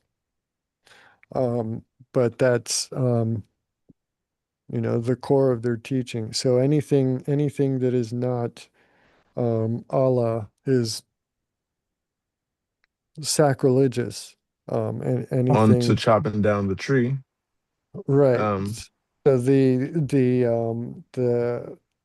holding the um the tree to be sacred, or attributing any sort of spiritual significance to it, um is basically, sacrilegious, blasphemous to them. So um that, and there's also the I don't know if you're familiar with the idea that the Islam is strongly, I don't know if I would say necessarily that the entire religion is strongly iconoclastic, but I mean, first off, you're not allowed to depict the Prophet Muhammad, right? It's you're familiar with that rule? Not one bit. No? Okay, yeah, it is not it is blasphemous to create a an image of Muhammad and show him, in any physical form. I'm not entirely sure of the cat hair. It's everywhere in here. I wonder why. Um, I'm not entirely sure about. Yeah, it's still in there. Sorry. I'm sorry. That's very I'm just trying to unprofessional. understand what I read, the Yeah. significance of what I read. So they um not I mean not just, well, their profit for sure, but well, but beyond that, they like any sort of depictions of any, it's considered a form of idolatry. If you create a picture of the prophet, um, that's, well, I don't know if that's necessarily if that's considered idolatry, but I know any deity, any depiction of any deity aside from Allah is idolatry, right? So any sort of Hindu statues, any sort of, I mean, anywhere you go, anywhere in the world that Islam has been the dominant culture, or the dominant religion and um, system, uh, you can see that a lot of um, the statues, a lot of the historical statues are intentionally defaced. In a lot of cases, like literally defaced. In some cases, the entire statues destroyed out of what are otherwise intact or largely intact structures, it's intentional. They go and they destroy the things that other groups hold sacred in order to intentionally and almost ritualistically defile them. Um, I mean, for both to show that they have no actual significance, no power or whatever, right? And to I mean, as just a policy, it's part of their their code um, to not permit these things in any area that Islam is uh, in control of. So, um, yeah, when they, I mean, among the different belief systems that you read there, Buddhism, Hinduism, animism, right, was among them. Animism is like the Google definition, right? A worldview that non-human entities, including animals, plants, rocks, weather systems, trees, possess a distinct spiritual essence, soul, or personal agency. It is widely considered the oldest form of human spirituality and is common among indigenous cultures worldwide. So core beliefs, I mean, it's basically any all over the world they have their own variations, versions and stuff. So when they say core beliefs here, it's not that they're all the same in nature, but they're kind of conceptually. Natural elements are viewed as living subjects with personality and will rather than inanimate objects. So, the rocks, the mountains, the trees, um, and stuff. So that's where that's coming from there. The interconnectedness, humans exist on equal playing field with nature, forming social and respectful relationships with the environment. So they're going and intentionally destroying the relationship that these people have with the natural elements that they believe they're and animism include core belief include a universal spirit. Everything in the natural world carries an inner life or vital force that connects the physical and spiritual realms. So it's kind of it's a lot of stuff that's baked into a lot of new age movements that were formed in the early 20th century, well, early and mid 20th century. Um, so, you know, uh, yeah, destroying that tree there is a very intentional removal of that religion's um, connection to that area, that location, you know. Was the Uh, city against them taking down the tree? I would imagine so. Uh, Okay, because I'm just trying to get the point of why it's a bad thing that they cut down the tree, and well, I also, mean, yeah, um, the animism, if the tree was held sacred by locals, and it was, it was intentionally spared in the whole highway building project, it was probably intentional.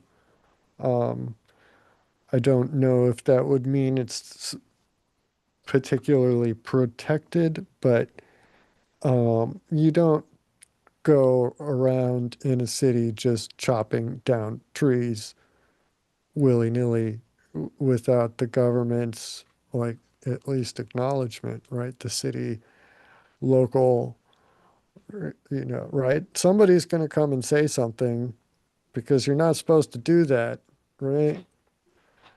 Vandalism, something, public property. I don't know. I don't know what the laws are over in destruction of public property. Jakarta. Oh Yeah. yeah, I don't know where that's at. I mean, it's over in Indonesia. Indo, yeah. So, um, yeah, I don't know. Have you, um, uh, there was another, I mean, if you, I'm trying to remember the name of it. There was, in, um, Iraq and Syria, ISIS had gone and very, intentionally destroyed all kinds of, yeah, Nimrud in Iraq, they leveled the 3,000-year-old Assyrian capital with heavy machinery and explosives.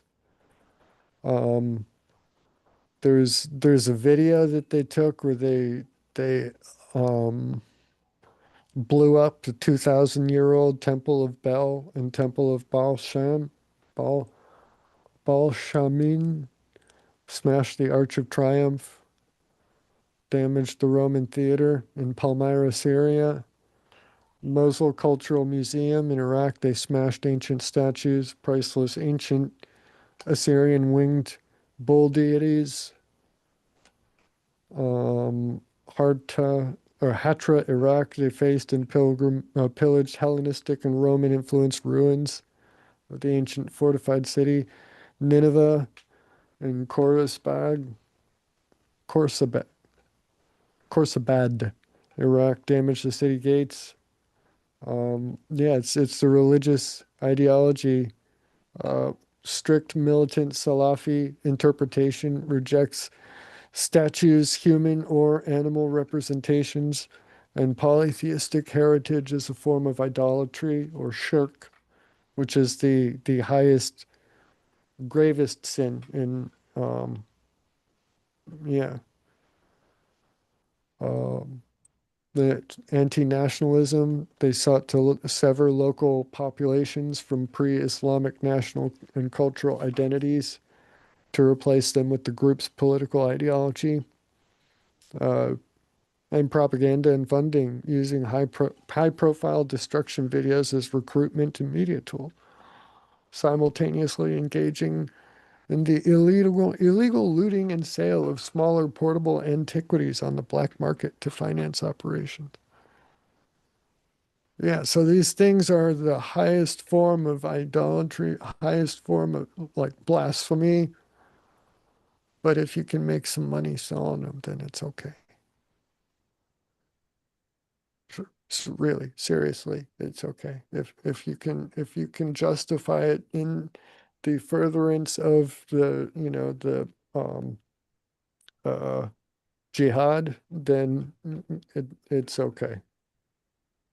Oh, but there was a Um, video. Wait, maybe it is a Nimrud. Um, yeah, there was a video of uh, the city, and they were packing these barrels and of just um like fertilizer bombs, essentially, with barrels of these, ammonium nitrate, and then just way back, you watch, and this entire ancient city just gone. All of that archaeological um uh heritage, history, anything that we could have learned from that, just gone. Um, because it can't be tolerated. you got any more articles? I mean, you got some? I I don't got know. plenty. Well, yeah, you had a whole, you got I got articles articles for for days. days. Jinx, Yomi Coke. I I'll read this one. It says 82-year-old Alabama woman arrested for $77 unpaid trash bill. Wow. What? Two police officers $77? $77. Okay. Um, a little Two excessive. police officers from the city of Valley, Alabama, arrested 82-year-old Martha Minifield at her home Sunday for failure to pay a $77 trash bill. The officers handcuffed Miss Minifield, a black woman who told a reporter Thursday that the cuffs were heavy. One of the officers told her to not cry as they put her in the back of the squad car. I'm just happy my grandkids were here to see that, Miss Minifield said tearfully. That would have that would have upset them. I was so ashamed, and it's been a bothering me ever since. Uh The police chief, Mike Reynolds, defended the arrest, saying in a Facebook post that officers were required to enforce the arrest warrant after Mrs. Minifield did not appear in court in response to a citation for non payment of trash services. Mrs. Minifield, who has lived in the same house for nearly 30 years, said she thought the bill had been paid and she never received a notice to appear in court. If her trash bill wasn't paid, she said they should have suspended her trash pickup. Arresting her, she said, was unjust and unnecessary. Commenters on Facebook, oh, commenters on Facebook agreed, expressing outrage about Mrs. Minifield's arrest. One commenter wrote, "This is seriously disgusting and a hateful thing to do. What a shame officials think that this is okay." Mrs. Minifield's daughter, Nikita Tucker, said, WIAT, that failure to pay trash bill should never be considered a crime. This isn't this isn't a criminal act, she said, adding that multiple people have tried to pay her mother's bill, but staff have not allowed them to do so. Wow. Mrs. Minifield was taken to the Valley Police Department and placed in a small cell for processing. Uh, I was in a little cage-like thing at the police station, she said, and I said, "Y'all put me in this cage. You ought to be ashamed of yourself." That is all. Very Just think of unnecessary. just Okay, think of all well, the money a they bit of wasted doing that. a bit of context though. The bill, $77.80 covered 3 months of solid waste fees for June, July, and August. The escalation, city officials tried to contact multiple times, left a door hanger after suspending her service. So they did suspend her service. And then there was a court failure. She missed the September court appearance for the citation, and that's when they issued a warrant for failure to pay trash. So it's not like it came out of the blue. I I think the things mean, that happened afterwards were the unnecessary parts. that, Um, yeah, I would say that was not the escalation, what they said, trying to contact multiple times, door hanger. So, the arresting is definitely the escalation, but um, at yeah, that and age, you don't need to cuff her. right, yeah. I hope they She's at not gonna least run away. cuffed her up front, but Uh, behind her back would be that could be dangerous even, right? But yeah, 82 years um, old. yeah, There's definitely no need to cuff her or even to put the her in that cell like that. She could just sit somewhere mm, quietly minding her business. Uh, but I know But they those have one to man follow cells. procedure, I'm sure. Yeah, I was gonna say, but I know, yeah, that freaking sucks. Yeah, it just seems very excessive over $77.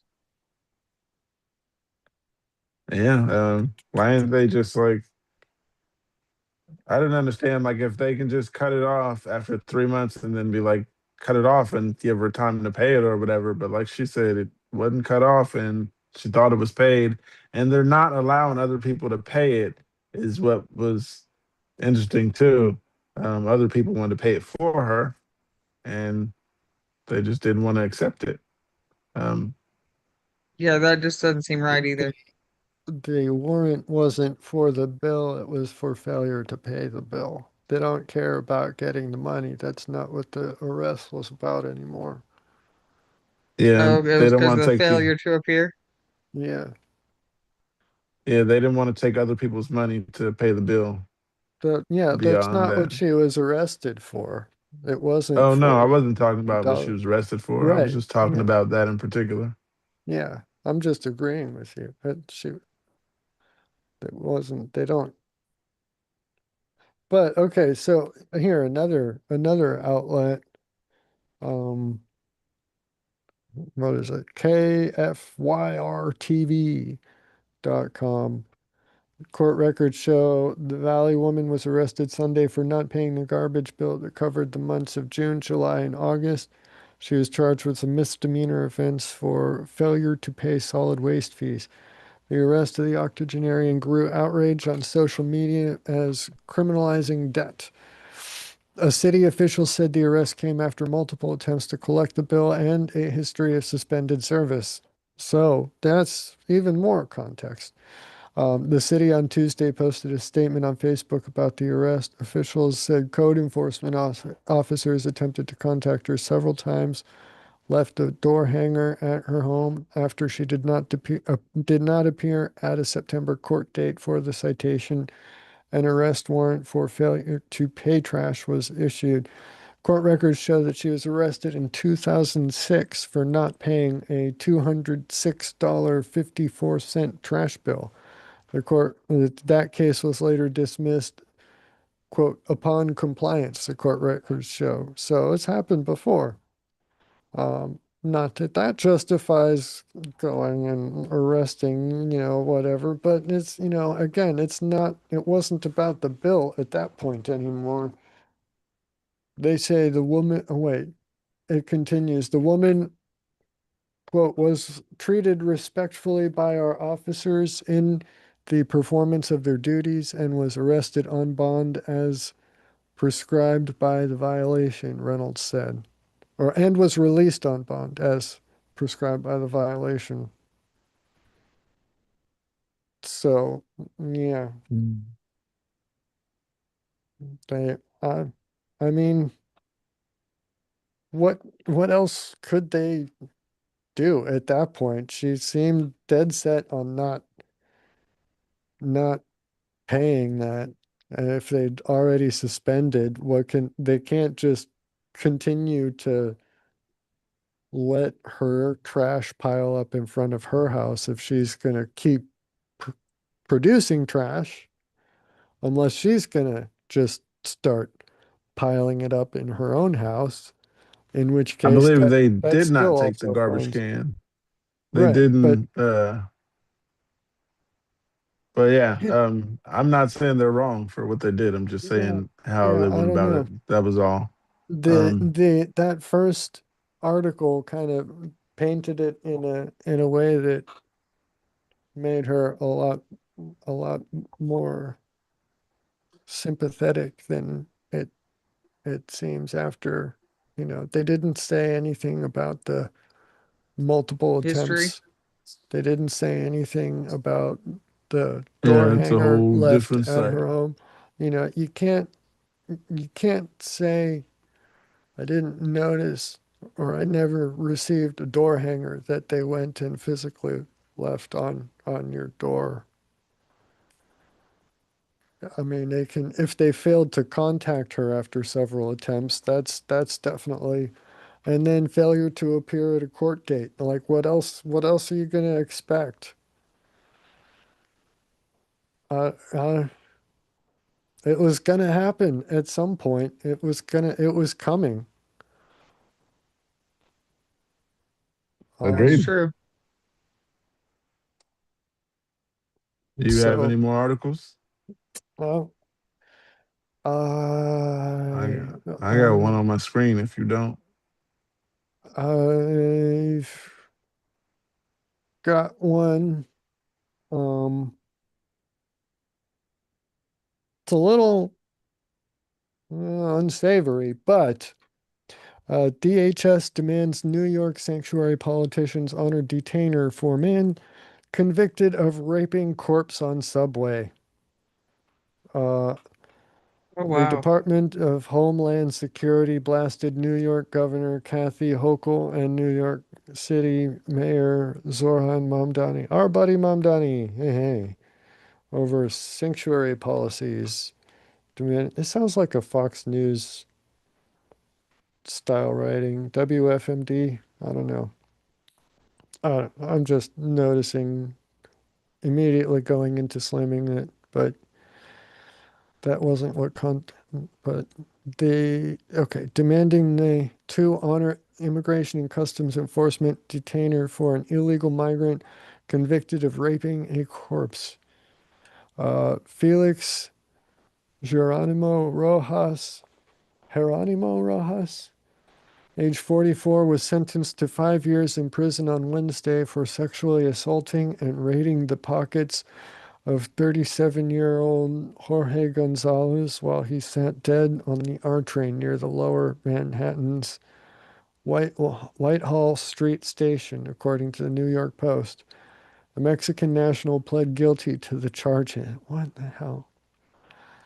Quote, this sicko robbed and raped the corpse of a dead man on a New York City subway, said Lauren Biss, acting Assistant Secretary for Public Affairs at DHS. ICE lodged a detainer asking Governor Kathy Hochul and New York sanctuary politicians to commit to not releasing this criminal alien after his prison sentence.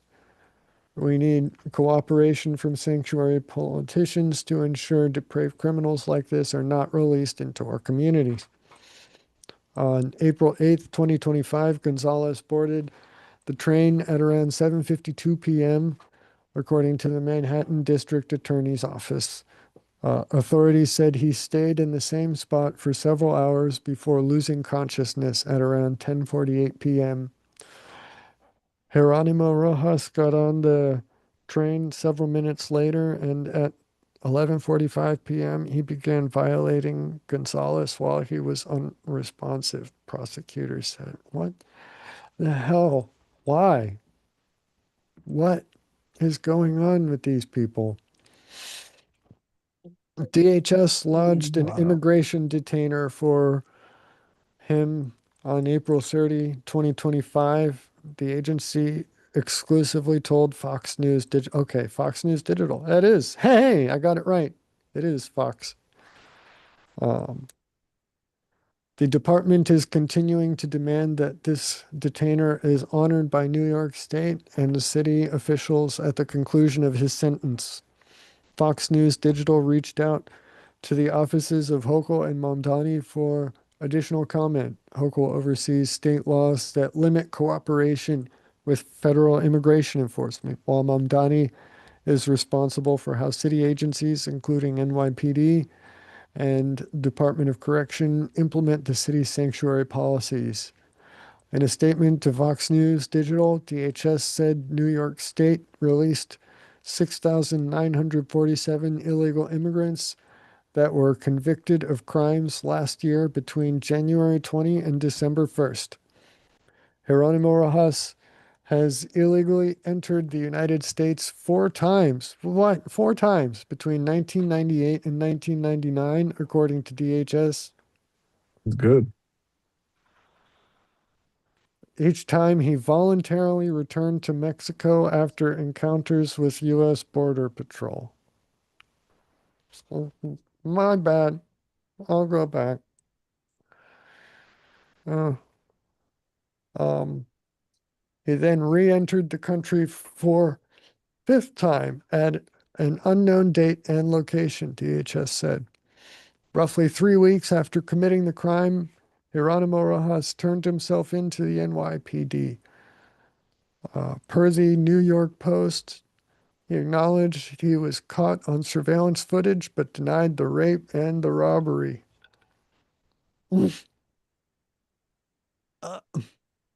I don't get how that works, right? Yes, the video camera saw me. No, But what I it didn't do it. saw me doing didn't happen. Uh, okay. He did not speak at his sentencing hearing. Probably a good idea. And took a plea deal that will include 15 years of supervised release after his initial 5-year prison sentence. Gonzalez, his victim, came to the U.S. about 20 years ago to work and support his loved ones in Mexico, his family told the New York Post. Quote, he wasn't just a random person. He was a father. He was a family man. He cared about his family in Mexico. His 38-year-old wife, Teresa, told the outlet, quote, he did construction. He worked in kitchens. He worked as a waiter. He was a busboy. Anything he could really do to try to get ahead, said Teresa, who was separated from him for 6 years. Yeah, so there we go. Not How a screwed good, up do you have to be to do that? yeah. Oh, there's a non-responsive dude slumped over in the corner of this train car. I'll just start molesting him, and I, I don't know. It doesn't. Does not compute. I'm, I'm, I'm glad that it doesn't compute. Just to be clear, I don't want to You don't want understand, to understand? No, I don't either. but But it, yeah, it doesn't. It doesn't make it any less shocking, right? right. How? Ah, ah, ah. So this is an interesting discussion point here. DHS is saying they want New York to commit to not releasing the dude after he's done. DHS wants to deport him, right? New York State has him, or city has him, holding him, convicting him, right? Gonna didn't they say sentenced to Yeah, 5 years, 5 years in prison? Yeah. which So is just 5 years. shameful. Right. Yeah, 5 years is just an absolute travesty. But once he finishes serving his 5 years, what And is the New York going supervised. to do? Didn't it Right. say something about supervision for like 15 years or something? 15 years supervised release. Yeah. Why don't they Long just time. supervise him in a prison for those Because 15 more years? probably because they don't want to pay for it. Yeah, and that's a good point. Why should we taxpayers have to pay for it? Why should we don't just send them back, right? You would Take think. them back over the border. That's what the point is here, right? That DHS wants New York to commit, you know, even if you can't actually punish them correctly, at least don't release him back into your midst, New Right. Yorkers. Please, they're asking, right? It seems like common sense. Give him over to DHS. This is the a perfect exemplar of the worst that should just not even be a question, right? This is get him out of here. You would And think. I don't know. And why? Why? Why? There's a Somebody. lot of whys. Oh There's a lot of boy. whys. Why? Yeah, it is. mm, Yeah. Uh, it it makes me angry. It, and yeah, and there are people who would argue the other side, who would say no, he should be. But why would how is there any way that somebody in good faith could argue that and say, yeah, 5 years and then let him back out into the general population and he'll be great. Problem solved. Um, that doesn't make sense. I'm with you on that one.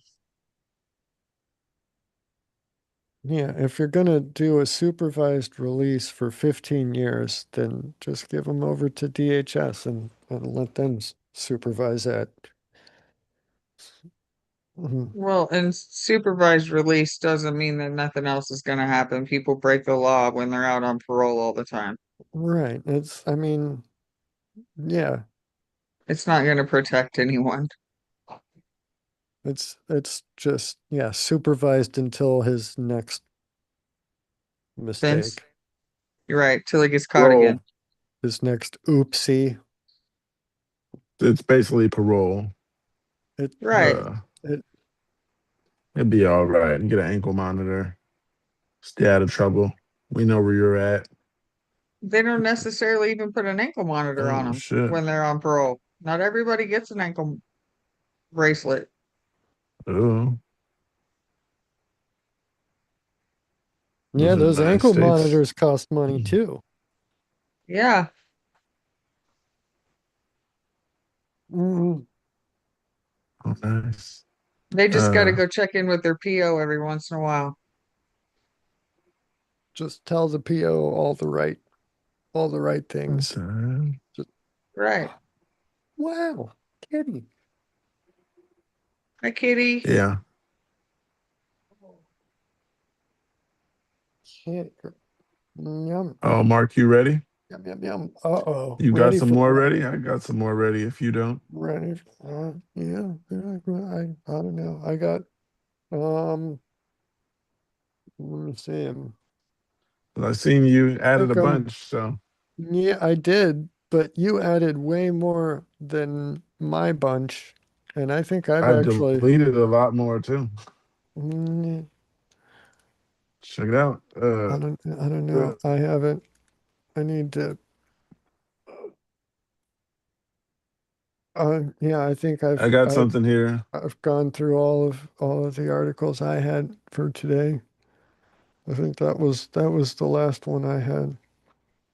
Oh, I think I scrolled way back, seeing all the ones. But yeah, I deleted all of mine from the past until now. But I got one here. It says, "Mom dies in horrific accident trying to roast marshmallows for kids who watched the tragedy." Oh my. A mom trying to create school holiday magic has passed away in a devastating accident that her two children watch unfold. Charlotte Roseanne Hill, 38, has been setting up a barbecue at her Sydney home to roast marshmallows. Her son, 11 years old, and daughter, 7 years old, had been nearby basking their break break from school when their mother screams brought it all to a screeching halt. Thankfully, her children were not harmed because they were in the backyard at the time. They were so brave and so heroic in these moments. Bianca Hill, cousin to Charlotte, told the news. Charlotte had caught a light as her children watched on, horrified and desperate to save her life. I'm actually extremely proud of the way that they handled the situation, despite how traumatic it was and how traumatic it would have been for them, Bianca told the news.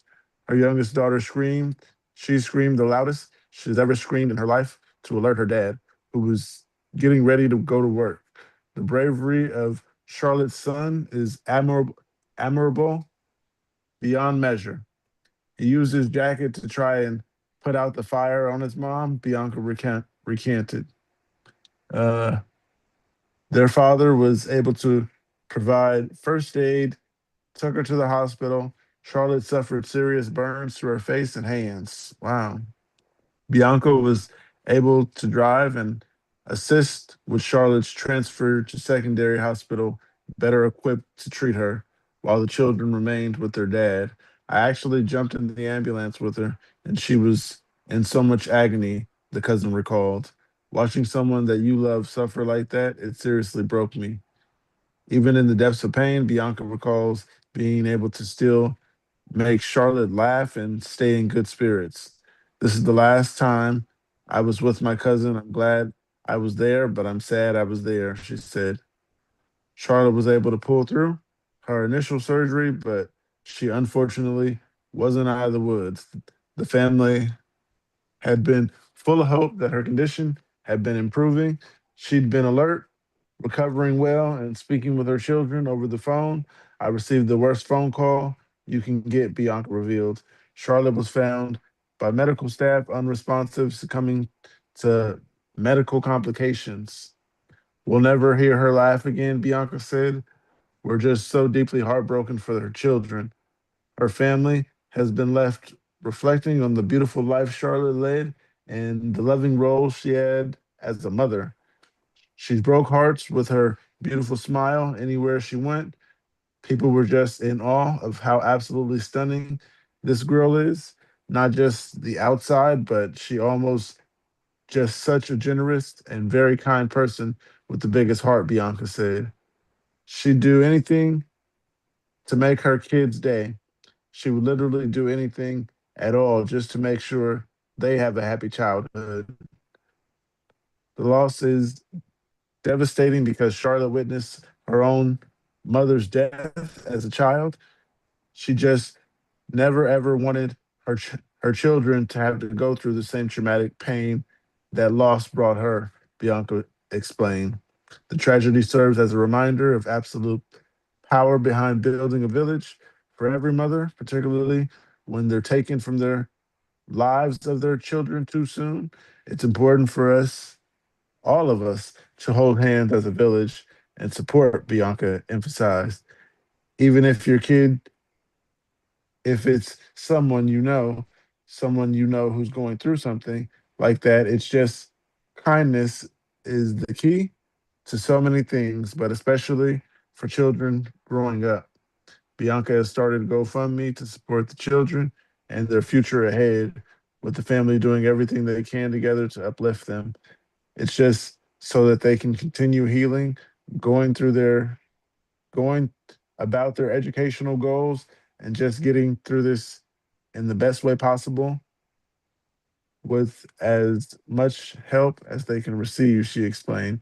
It means so much that there's a part of Charlotte that's there with her children.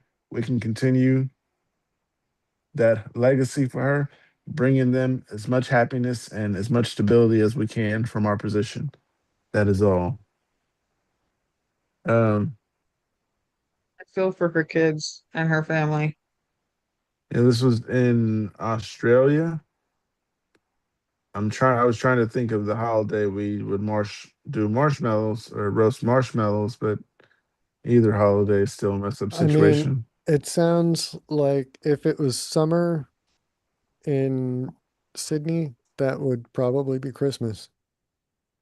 Roasted marshmallows or Christmas time. You got to think southern hemisphere Christmas is in the middle of summer. Oh, So, didn't know that. yeah, same day, opposite season. Mm, good to know. Yeah. Yeah. So if they do um if they follow a similar sort of education schedule that we do over here, and if they have a summer break in their, between their different grade levels, then they may um may have been in the middle of their summer vacation. Um, if not, then they probably would have a holiday break for Christmas, like a week-long holiday break for, or the holiday, right? New Year holidays, um, Hanukkah. I don't know if Kwanzaa's a thing down there or not. It was invented here in Um, 1969, I think. Was it? I think that was sad that her children had to watch and her son use his jacket and he had to like play a part in it. 'Cause that is something you would remember. Yeah, Um, that's gonna be The that's images gonna I of be that remember, will be forever seared into his brain. yeah. right. I mean, Um, great reaction though. Great reaction, great instincts, I guess I should say. Yeah, Um, but yeah, yeah, hopefully those instincts will never have to kick in again. Because right. wow, yeah.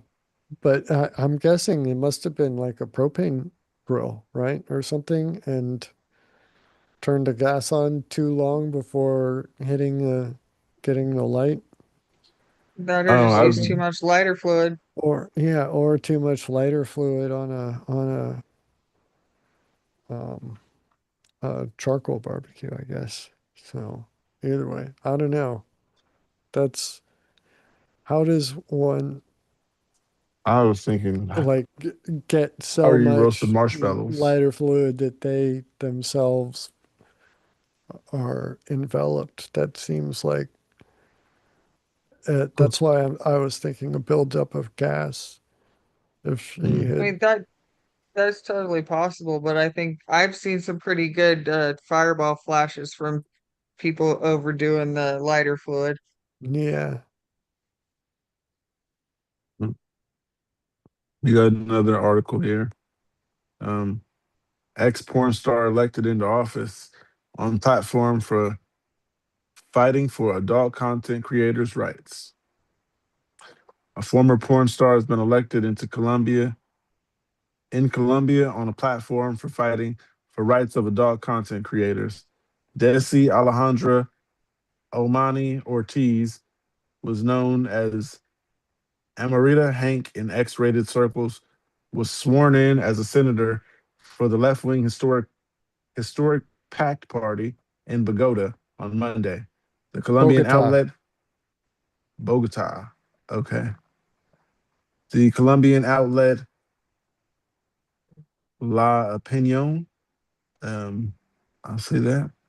La Opinion reported Ortiz, 33 years old, was a former journalist who became a porn star in 2017, leaving the industry 2 years later, turning to politics.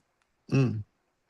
She was elected in March and in the Norte de Santander region, uh, and is now working to guarantee social security rights for adult content creators. Ortiz has claimed people working in the adult industry need legal protections and to prevent exploitation by companies and agencies.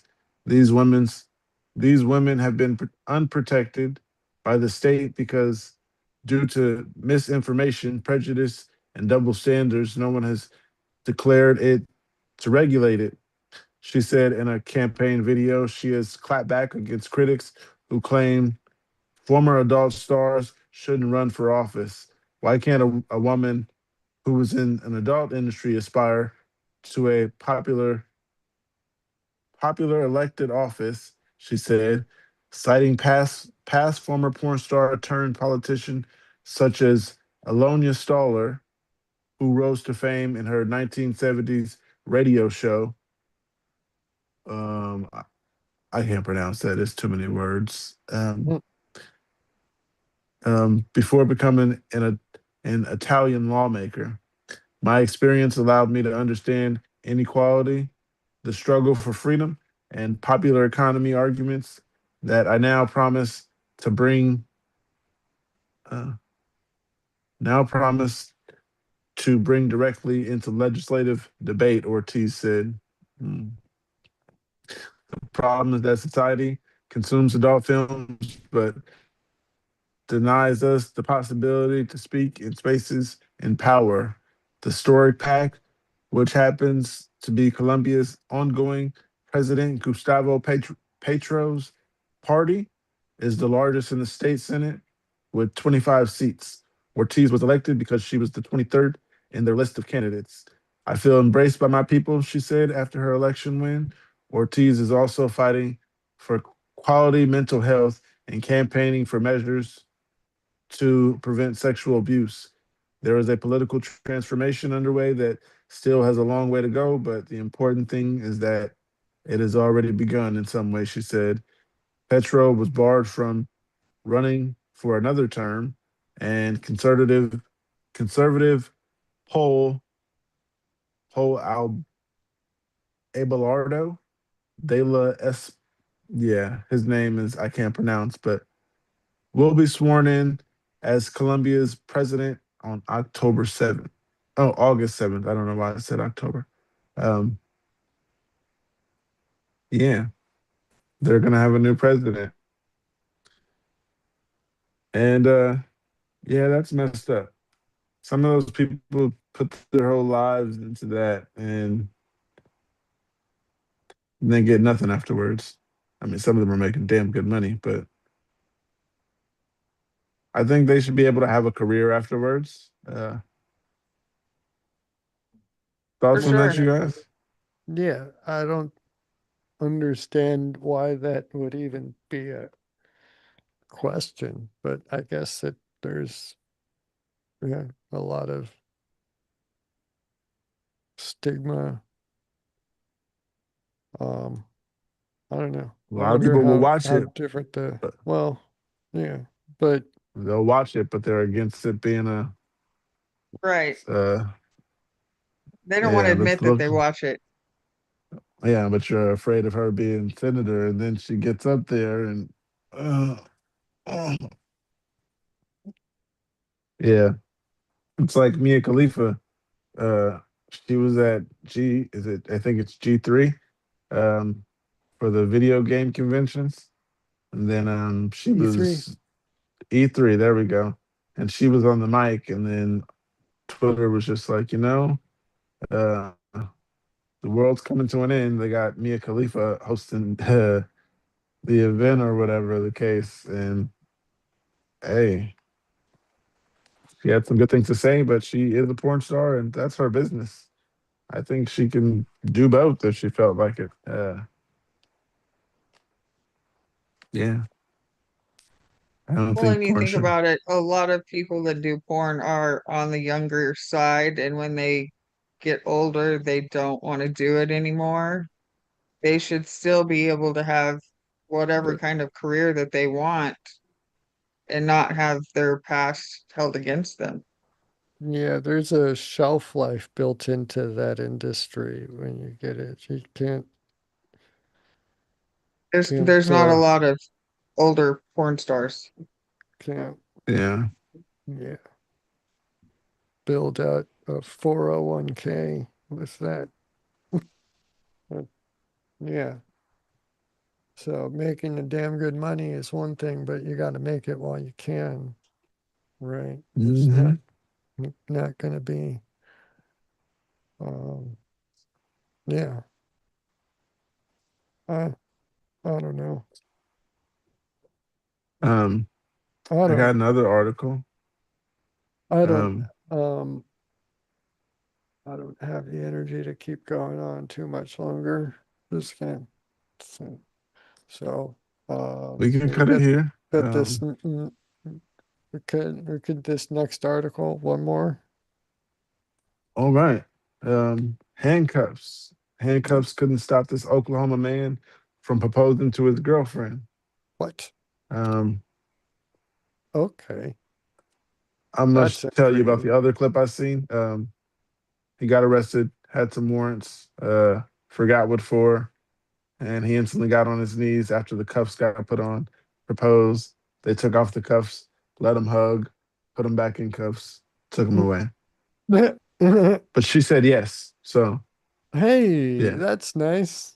Oh, Anyhow, it says in Muskogee, Oklahoma, an Oklahoma couple is showing the world that, end quote, through thick and thin starts before marriage. Police officers were arresting Brandon Thompson, 35, at his Muskogee home on July 4th when he made an odd request. He wanted to propose to his girlfriend, Leandra Keith. Police body cam caught police body camera caught the moment Thompson got down on one knee. End quote. I didn't want to part ways with her, not showing exactly how I feel for her, Thompson told CNN by phone. I want her to be in my life for the rest of my life. Um, you want to do what? The family was celebrating Thompson's birthday and Independence Day, which fall on the same day. In their front yard, when police officers showed up, Officer Bob Lynch had been seen had seen Thompson earlier in the day and recognized him from the several felony warrants out for his arrest. So he followed him to his home.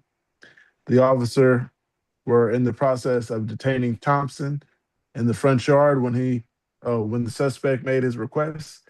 I asked the officer if I could propose, said Thompson. The officer said, "You want to do what?"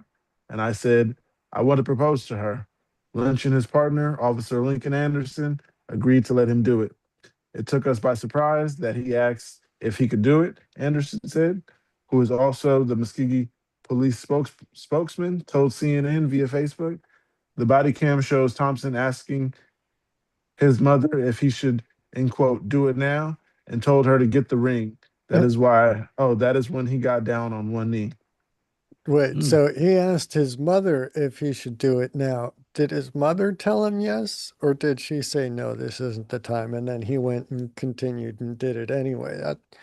I think Okay. She went and the got the ring rings. for him. Yeah, she was Yeah. So probably she like, must have said, this is a good time to propose to.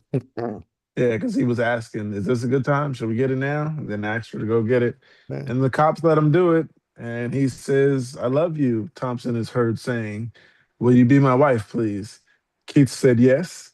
The officer wearing the body cam is then seen switching Thompson's handcuffed hands from his back to his front so he could place place the engagement ring on Keith's finger. I was shocked, Keith told CNN. The couple has been together since May of 2016.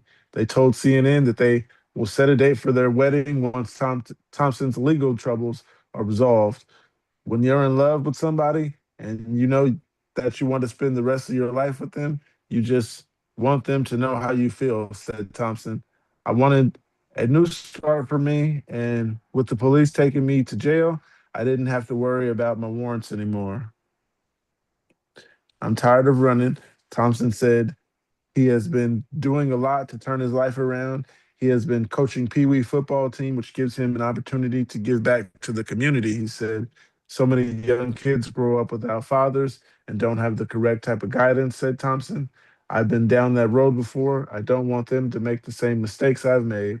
Muskogee County District Court documents show Thompson had 6 felony warrants out for his arrest. Anderson told CNN that the bench warrants were for failure to appear to court or failure to pay. He told me 2 weeks before, "Mama, I can come home because I'm tired of running." Thompson's mother, Judy Peel, told CNN when the police arrived, "I told him, place your hand, place your hand in your mother's hands, well, and we'll talk. We'll walk it out." The body cam shows Thompson promising his mother, the new fiance, that he will turn his life around and get a job. Keith pulled the couple's savings together to bail Thompson out of jail. He was released the day after his arrest. Thompson's next court appearance will be July 17th. Police officers are human, Anderson says, that he hopes that allowing Thompson to propose will prove people the human side of policing. We all want to see someone get their life on track, said Anderson. Hopefully, it will help him make the choice it will take to support his future wife and his kids. And if by letting him take a moment before going to jail to do what he did, then we do our jobs. Peel told CNN the police officers were, in quote, wonderful for letting her son propose to Keith while under arrest. Police officers are human. We care about the city we serve and the people in it, said Police Officer Anderson. Sometimes the smallest gesture of kindness is the biggest influence in someone's life. Oh, that was nice of them. Yeah, that's a pretty cool story. Yeah, But I've especially because actually they. been to Muskeg. I've been there before, like Yep. passed through Muskegee before. Oh, nice. Is this near you? I mean, it's Because in Oklahoma. Yeah. oh, okay. I found an article that's in Kansas somewhere, but I got a link and next to a bunch of other links, so I can't really tell which one it is until I go look for it. But I got some um Kansas news. But anyhow, It can't be very exciting if it's from Kansas. uh, Is it tornado season? It's I don't no, know. that's more spring and fall. Right now, it's just, boil you to death with the horrible heat. Yeah, that's not, yeah, you see, that's not news. Right. Yeah. There was an article about Conor McGregor that I put out earlier. I don't know if you've seen it, Andrea. I was waiting for you to say something about it. Uh, I did see it. oh, okay. Uh, yeah, police are human. They will let you propose if you act correctly. And Some yeah, of them, anyway. yeah, some of them. I won't say all of them. I won't I make was you gonna say, guys I don't think know that that all the all. cops are nice. I I, mean, it, on the whole, I have to, I can't imagine that more like, or I don't know. Think more of them are good than they're human, right? It's not like yeah, putting on a uniform suddenly makes you not at all. yeah. But Right. So yeah, I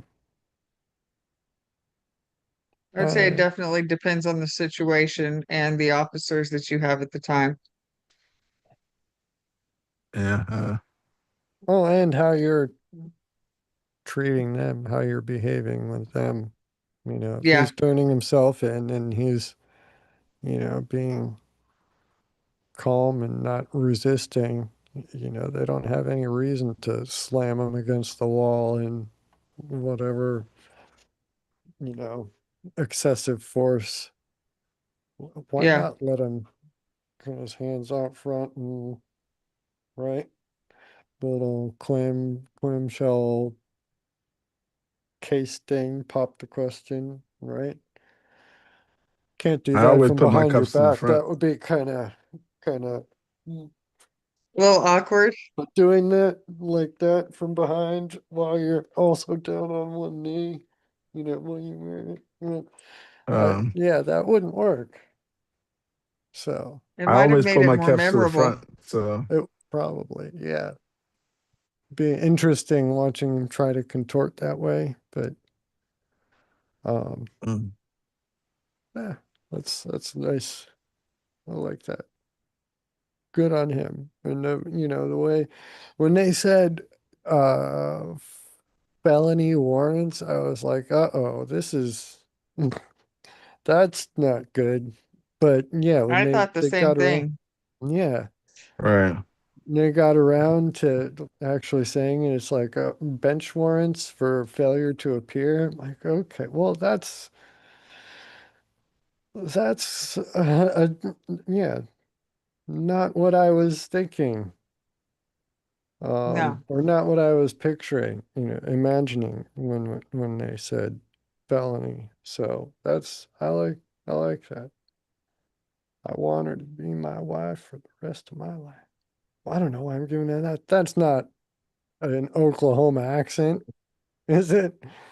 I don't know. I didn't want to, I wasn't trying to do an accent. I don't know why that happened. That sounded weird, didn't it? I'm not trying Do you to. guys think Uh, I have an accent? No, See, not really. you this was sound. actually a discussion the other day about how we have all these people from all over the country, but I don't feel like anybody really has an accent. I mean, Yeah, you. I don't know. It sounds Lu- normal.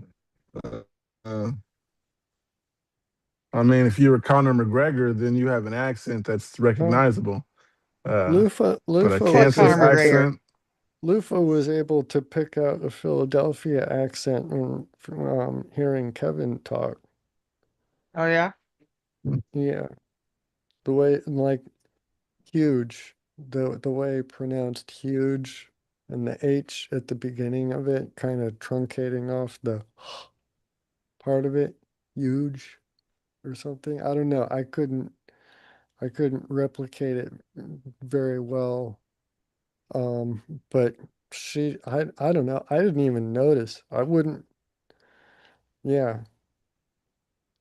mm, But now I can't not You can't notice not hear like it. a Philadelphia, like Pennsylvania, Philadelphia type accent when, yeah.